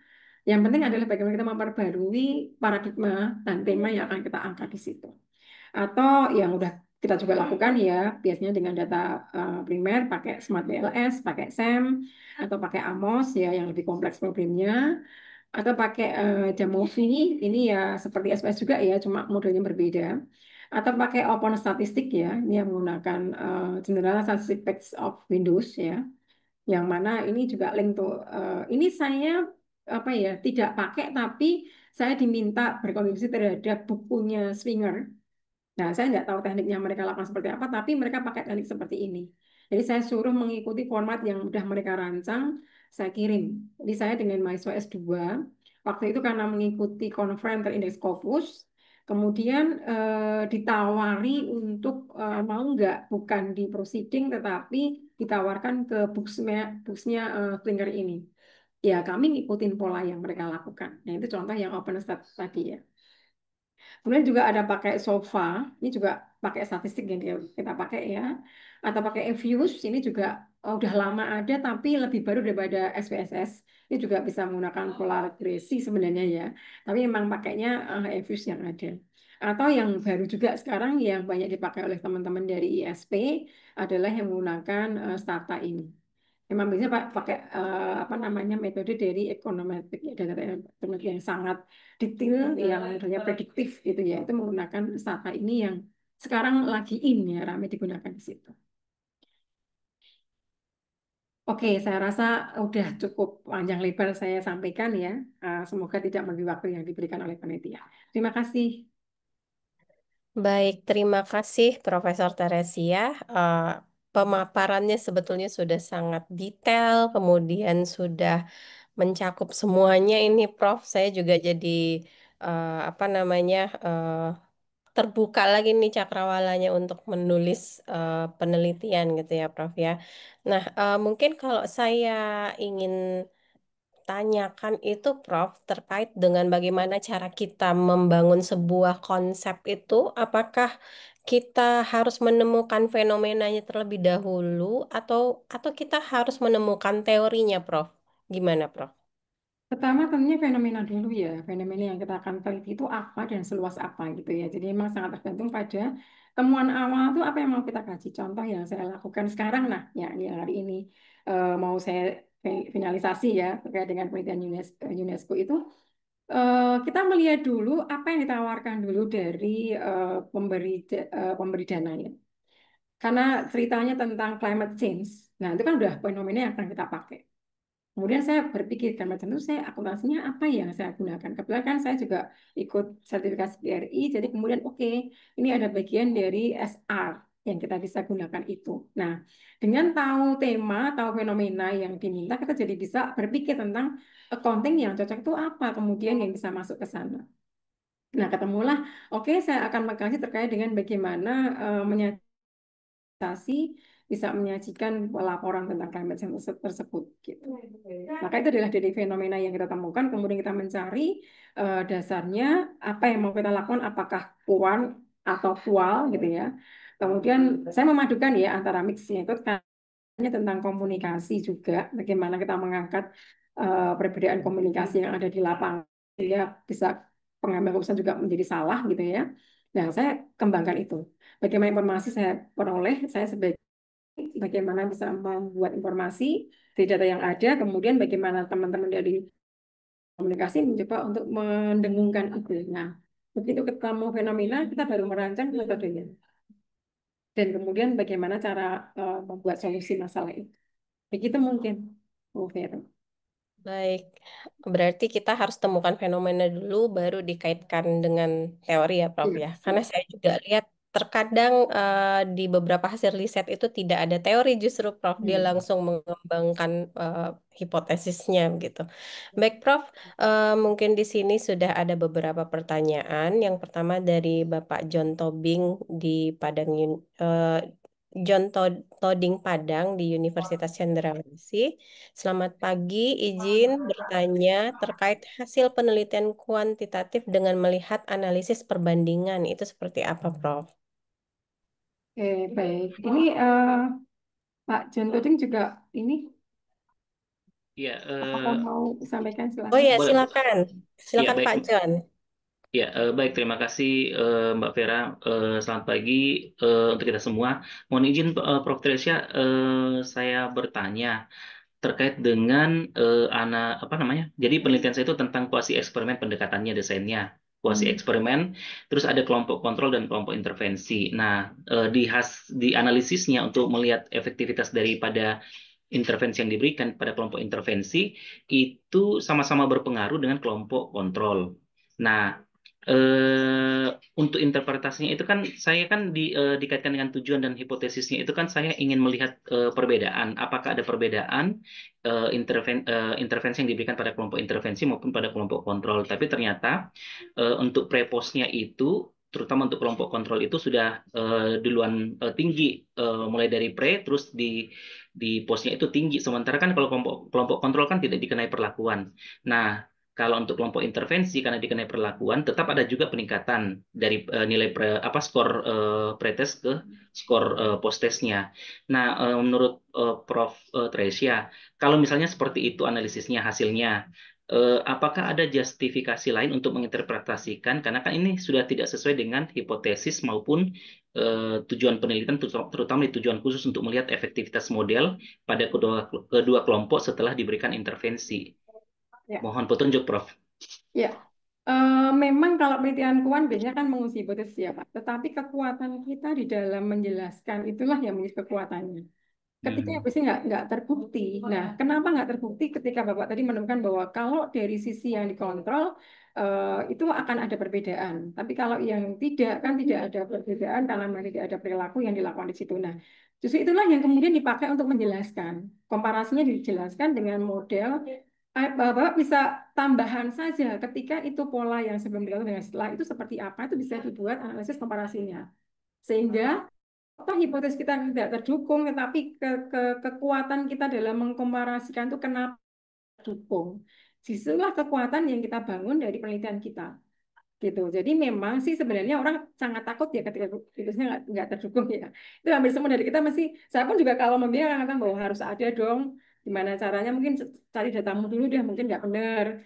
Cek dulu deh, mungkin nggak tepat gitu ya. Nah, tetapi sisi lain adalah kemampuan kita menjelaskan ketika fenomenanya yang kita rancang itu ternyata nggak sesuai dan kemudian juga hipotesisnya nggak terbukti dari situ adalah kita menjelaskan secara detail dengan cara yang berbeda.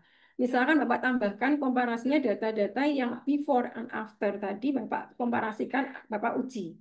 Meskipun hasilnya kan juga menunjukkan beda. Nah, itu yang bisa kita katakan bahwa, loh tapi beda, tapi kenapa kok kemudian tidak terbukti? Nah, cari fenomena lain, kadang-kadang juga kita butuh adanya penjelasan teori lain yang menguatkan dari hasil yang kita temukan tadi. Nah, itu menjadi sesuatu yang bukan sesuatu yang lemah, tetapi justru adalah kita punya argumentasi kenapa kok nggak dukung.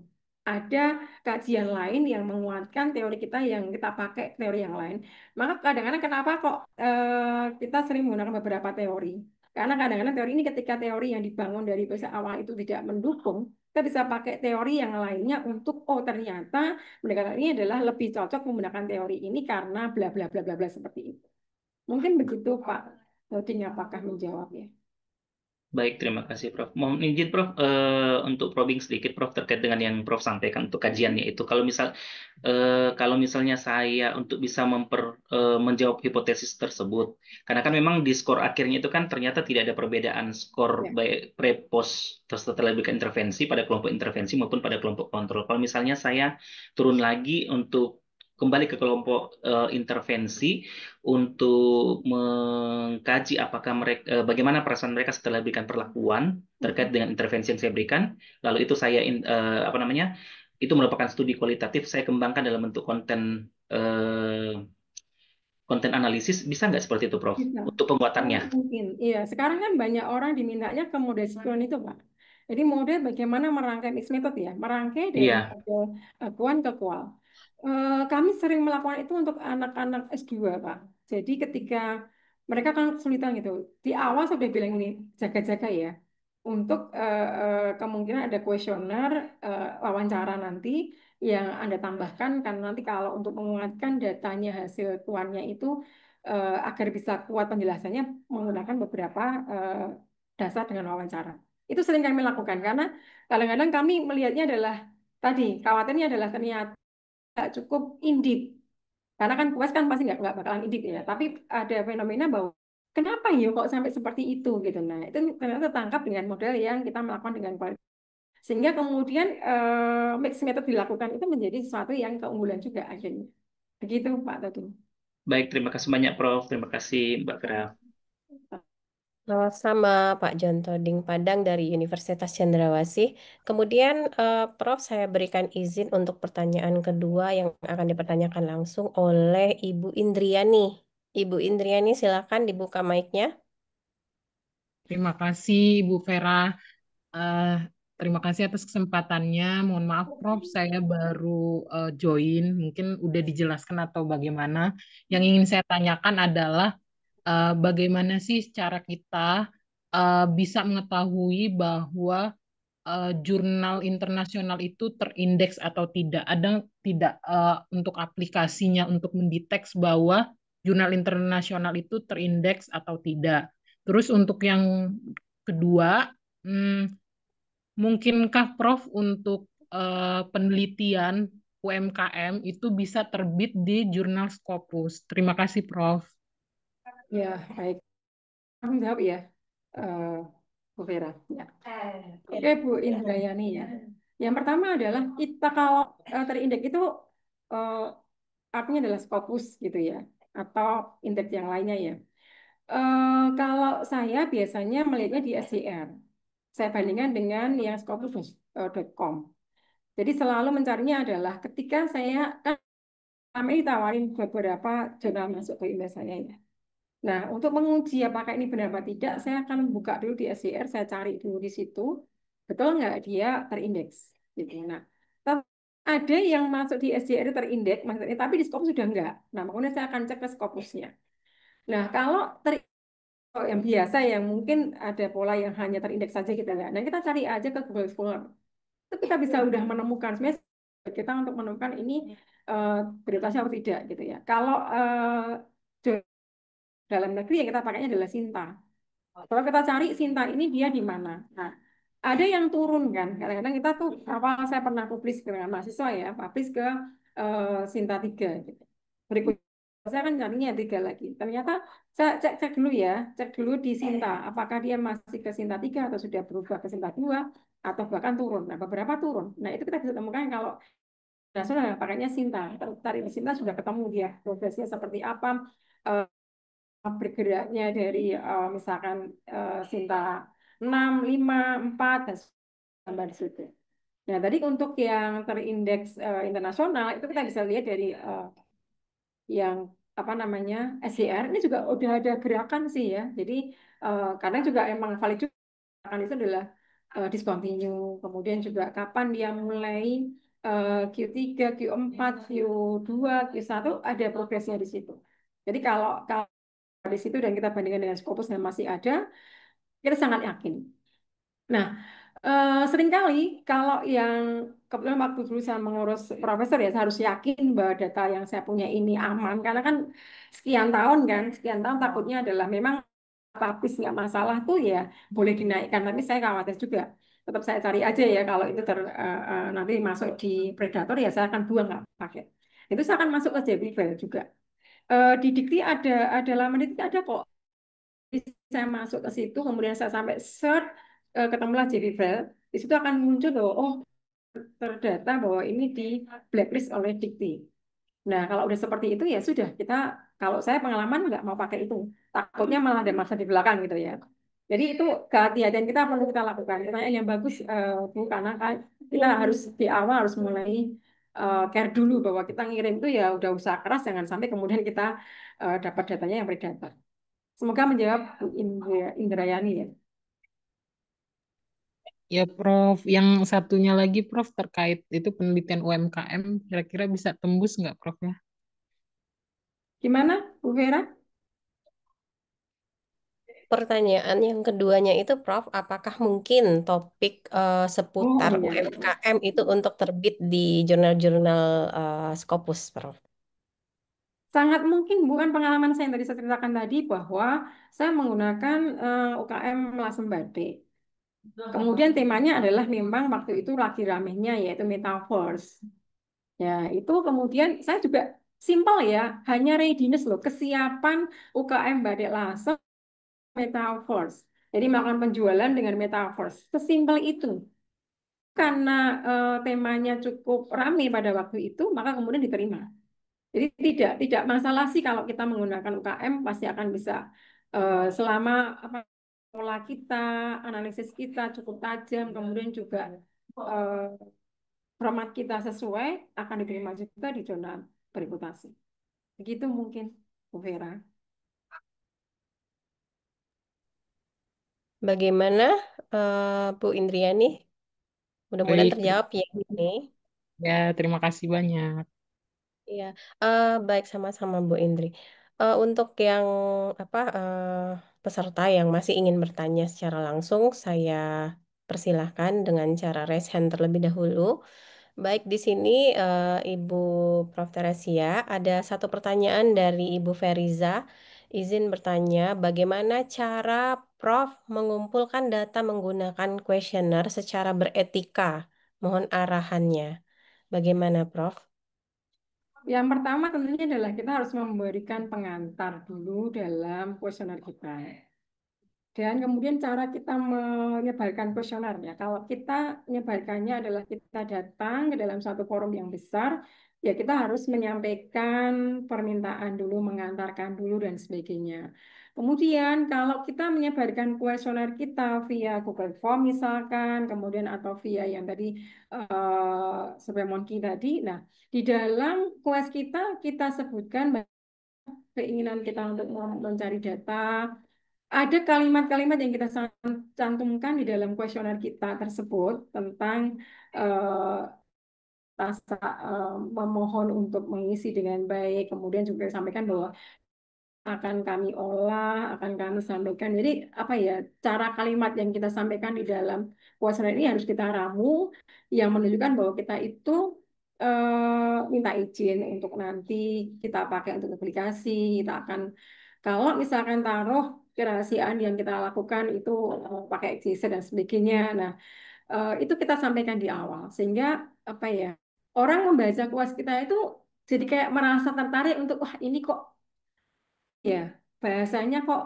baik gitu ya, kok bagus sekali ya, kok minta izin kemudian kok ini. Nah, saya seperti itu. Kemudian juga ketika kita menembusnya menggunakan proses dengan tadi lewat web yang dimiliki oleh kampus kita, ya kita tentunya ada mekanisme bagaimana kita ngomong dengan pengelolanya, kita sampaikan ke sana bagaimana kita menilai, memantau proses pengunggahan web itu sendiri gitu. Dan juga ketika kita masuk dalam satu forum, misalkan lewat WA, grupnya atau Twitter, juga kita akan sampaikan di situ apa tujuan kita riset ini. Itu sih mungkin, semoga terjawab. Baik, berarti memang penggunaan bahasa Indonesia itu sangat mempengaruhi ya, Prof ya. Ya, Apakah dia bisa terjawab dengan baik atau tidak gitu. ya. Baik, Prof, ini pertanyaan berikutnya dari Bapak Tommy. Eh, yang pertama, untuk research gap, bagaimana mencarinya pada suatu fenomena penelitian, Prof? Oke, ini ada pertanyaan ya, ada 3 pertanyaan ya. Ya, ada 3 pertanyaan. Mungkin satu dulu nih saya lempar, Prof. Oke, baik, makasih. Bagaimana mencari dari suatu fenomena penelitian? Silakan, Prof. Yang pertama terkait dengan untuk Pak Tommy ya, bagaimana kita mencari riset gap. Nah, kalau selama ini yang saya lakukan adalah saya mencari banyak penelitian lain yang sama temanya dengan yang akan saya teliti. Jadi kemudian kita melihat bahwa apakah tema yang kita usung ini sudah ada atau belum. Nah, kalau ternyata kita mencari lewat Google Scholar mungkin ya, dan kita baca di dalamnya masing-masing yang temanya hampir sama itu, kalau ternyata ada yang berbeda atau ada sesuatu yang udah ada yang kita teliti, maka kita harus mencari. Kira-kira mau cari kebaruannya di mana. Nah, contohnya nih ya, saya punya bimbingan nih, anak S3 ya, teman S3, yang Kira saya boleh? mencoba untuk menganalisis bagaimana pola yang apa namanya UKM untuk penerapan SDGs gitu. Nah, ternyata sudah ada banyak gitu ya. Waktu itu saya beri teman saya S3 itu untuk saya punya pola disclosure SDGs untuk UKM itu dari Malaysia polanya. Nah, kemudian teman saya mencari, dia menggunakan 3 pilar. Nah, kemudian udah Bu, udah beberapa udah ada gitu ya. Saya minta untuk coba cari, saya rasa kok ada pilar yang baru yaitu tata kelola. Nah, akhirnya benar dicari, oh iya gapnya yang lain itu sudah ada penelitian dengan 3 pilar. Maka kemudian ketemulah lagi gitu. Itu yang pertama. Cara yang pertama yaitu oke, mau mendapat kebaruan dengan cara jadi 4 pilar. Jadi dari gap itu ternyata baru ada 3 pilar gitu gapnya. Jadi ada gap dari penelitian sebelumnya. Kalau kita kan saya variabel ya, ada 3 pilar. Oke, kemudian inilah gapnya. Baru ada 3 pilar, kita mau melihat ke 4 pilar jadi menjadi novelty. Atau juga bisa gap dari sisi teori. Nah, misalkan gap teori selama ini tentang apa? Misalkan nih, kita melihat bahwa ada perilaku dalam menggunakan IT. Kebanyakan kemudian menggunakannya adalah TAM gitu. Nah, gimana TAM menjelaskan semua inilah? Apakah ada lagi pengembangan yang baru yang kemudian kita bisa pakai selain TAM? Nah, ini contoh bahwa gapnya dari sisi teori. Teori TAM itu bla bla bla bla bla. Ternyata dari TAM ini ada kelemahan. Nah, gapnya dari mana? Dari lagi ya, Pak ya. Jadi kita banyak membaca dari banyak artikel dan banyak buku, maka akan menemukan bahwa bagaimana historisnya TAM itu dilakukan sampai sekarang. Nah, kemudian Rancang ini adalah mengembangkan dari TAM. Nah, jadilah kebaruan nantinya. Saya pernah lakukan S3. Nah, untuk menguji terkait dengan eh earning management, itu adalah konsep yang sudah sangat lama. Ya, dari tahun 70-an sudah ada gitu ya. Nah, saya baca sampai lebih dari 100 artikel saya baca.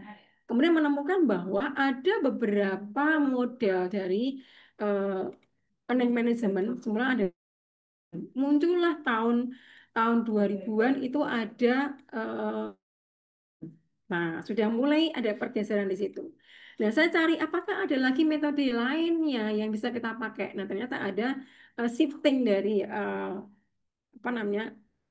Itu ada namanya kata apa saya lupa ya. Itu kemudian muncullah, itulah gapnya muncul. Oh, banyak penelitian menggunakan manajemen dilakukan itu ternyata ada pro kontra dengan teknologi atau dengan alat yang sehingga ketemu. Nah, itu contoh saja. Jadi memang kuncinya adalah banyak membaca untuk menemukan bedanya dengan yang mau kita lakukan yang sebelumnya. Itu sih mungkin punya bisa dari teorinya, bisa dari variabelnya, bisa dari konsep fenomenanya, gitu ya. Jadi banyak hal yang kita jadi riset gapnya. Begitu mungkin Bu Vera. Baik, pertanyaan kedua, Prof. Apakah kualitatif dibolehkan untuk menghitung satu model, misalnya metode ini discount cash flow kayaknya ya, pada suatu kasus tanpa menggunakan statistik kualitatif? Itu gimana, Prof? Gini, kalau kita mau menggunakan metode kuan itu kan memang kalau itu satu hal, satu fenomena kan kita bisa menggunakan time series. Tetapi kalau kita satu hal yang kita pakai, mestinya adalah tetap menggunakan yang namanya statistik karena ini adalah pola untuk memberikan gambaran secara general. Jadi kalau itu dilakukan, kita jadi membawa si membaca itu untuk melihat bahwa oh seluas ini loh. Karena kan tujuan akhir dari kuan adalah generalisasi. Jadi sangat dibutuhkan juga untuk menggunakan statistik kuantitatif itu. Jadi harus kita gunakan itu. Kalau kita melakukan deskriptif saja, kan tetap isinya adalah yang menggambarkan tentang konsep secara keseluruhan ya, secara umum. Karena memang maunya kita bisa menyebutkan secara umum juga begitu. Semoga bisa menjawab nih pertanyaan yang nomor 2. Kalau yang kual memang itu adalah indip ya. Kalau kual kan mendalam. Kita nggak perlu menggunakan statistiknya kalau kual. Kual itu kan kita melihat satu fenomena mendalam, bahkan menceritakan tentang fenomena itu dalam suatu kelompok atau suatu perusahaan saja mungkin, suatu industri saja mungkin, gitu. Tapi tidak perlu pakai statistiknya. Tetapi kita cukup menjabarkan sedalam apa karena memang kalau kual itu kan indip ya. Jadi satu hal tetapi mendalam dan cukup lengkap kedalamannya yang itu yang membedakan dengan kuan. Yang kual kita nggak perlu menggunakan apa namanya statistiknya. Nggak harus begitu ya. Hanya lebih kelengkapannya. Tapi yang penting adalah mendalam dan kalau kual kan prosesnya itu ya yang justru malah berat itulah di prosesnya karena kita berangkat dari konsepnya kan ya belum terbangun sampai kita bisa membangun model di situ sampai kita bisa memperluas area untuk menjelaskan secara detail. Maka kan proses ya bangunan model adalah terjadi ketika kita berproses dengan interaktif dengan para partisipan yang kita lakukan di lapangan. Semoga menjawab. Baik, Prof. Pertanyaan yang ketiga, Prof. Apa yang dinilai untuk metode kualitatif dari analisa dan sebagainya agar bisa diterima di jurnal eh, Scopus bereputasi yang bagus? Gimana, Ya, Prof? kedalaman ya tentunya ya. Saya masih ingat pengalaman dosen saya waktu S3. Bicara masalah value saja, value suatu perusahaan dengan mengangkat suatu budaya Jawa. Nah, karena cukup mendalam dan detail, maka kemudian itu yang bisa apa namanya? Itu yang bisa kemudian bisa masuk ke Scopus. Jadi kalau ditanyakan dasar analisisnya, ya kedalaman sih, secara detail dalam kan gini.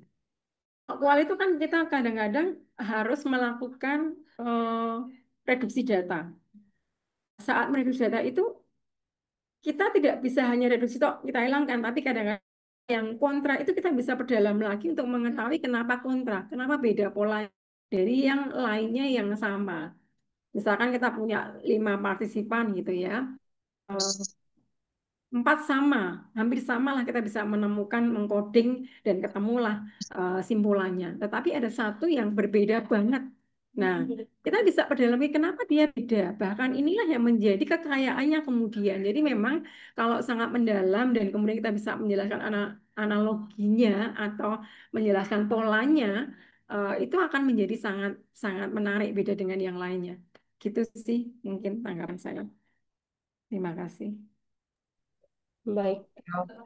Em, mungkin satu pertanyaan terakhir dari saya nih, Prof. Sebelum saya menutup. Yang akan saya tanyakan itu, Prof, bagaimana cara meningkatkan minat untuk meneliti, kemudian menemukan topik yang menarik, Prof. Minat meliti person ya. Kalau Iya. tempat kami itu gini sih. Sebenarnya sekarang ini dari diri aja sudah banyak tekanan kepada kita ya untuk publikasi ya. Karena kan dengungkan bahwa kita harus apa namanya meningkatkan karir kita gitu kan lewat jabatan fungsional yang kita punya gitu kan. Nah, tentunya kalau kita person kan memang ini kembali kita masing-masing ya. Tetapi kalau saya memandangnya adalah lembaganya. Lembaga mau menciptakan kondisi yang mensupport orang untuk melakukan penelitian bersama, itu akan menciptakan budaya untuk melakukan penelitian. Jadi memang kalau tempat kami itu ada semacam breathing camp, ada semacam eh, apa istilahnya ya, klinik proposal gitu. Itu diciptakan sehingga kayak menggaungkan apa ya, menggaungkan aroma untuk meneliti itu cukup kuat gitu. Jadi selalu akan digaungkan. Oke, kita ada pendampingan, misalkan ini ada hibah dikti, ada hibah BRIN, ada hibah beberapa hibah di share. Kemudian juga diberi kesempatan untuk ayo klinik bersama, klinik proposal bersama gitu. Itu menjadi suatu budaya. Ketika tumbuh satu person kemudian ngajak teman-teman yang lainnya, jadi diskusinya adalah antar kita adalah sudah bicara masalah penelitian. Itu akan semuanya. Memang tidak mudah ketika kita jadi membagi waktu itu yang tidak mudah. Nah, kalau pengalaman saya adalah punya niat sih bahwa saya harus ada penelitian sebagai dosen dalam satu waktu. Setiap tahun harus punya gitu. Nah, di sini harus melakukan waktu sendiri untuk bisa membuat itu terjadi. Tetapi memang terdukung ketika lembaga kita juga memberikan tadi ya kesempatan kita untuk sama dengan teman-teman yang lain itu menjadi motivasi untuk menggerakkan kita membuat budaya menulis budaya membuat penelitian itu muncul. Mungkin itu sih yang bisa saya sampaikan.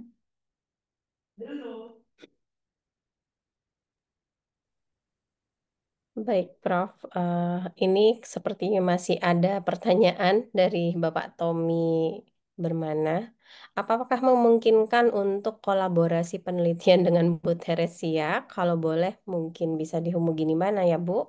Gimana, Oh bisa, Prof? silakan Mbak Tommy. Namanya kan CV saya ada di panitia ya. Ya, Monggo silakan mau chat. nanti boleh dihubungi langsung ke panitia ya, Bu Ya, Prof ya. ya silakan. Baik, Silakan Bu Mbak nanti Prof. ke panitia gitu ya. Ya, silakan lanjut, Prof. Ya, ya silakan kalau mau kolaborasi bisa dengan model kita kan kalau jauh biasanya saya juga beberapa teman dari jarak jauh ya kita menggunakan dengan Zoom. Jadi memang ya kalau dengan saya sering-sering WA aja ya. Karena kemudian saya baca loh kok udah hilang. Karena udah Hmm. ketindas dengan pekerjaan yang lain gitu ya. Ya. Jadi gitu Bu aja. Prof, kalau boleh tahu lebih minatnya penelitian itu ke arah mana, Prof? Saya kalau di pakar saya kan lebih ke fraud ya, tetapi saya juga karena ngajar di S3 lingkungan dan S2 lingkungan, jadi saya juga banyak ke uh, sustainability yang saya lakukan gitu, ke climate change, sustainability, kemudian ke sustainability, kemudian ke apa namanya SDGs, ya, itu yang saya lakukan itu. Baik, jadi Bapak Ibu yang punya arah penelitian terkait dengan fraud atau sustainability mungkin ini sangat ideal ini menjadikan kolaborasi penelitian bersama Ibu Prof. Teresia. Ibu Prof. Teresia, terima kasih untuk hari ini.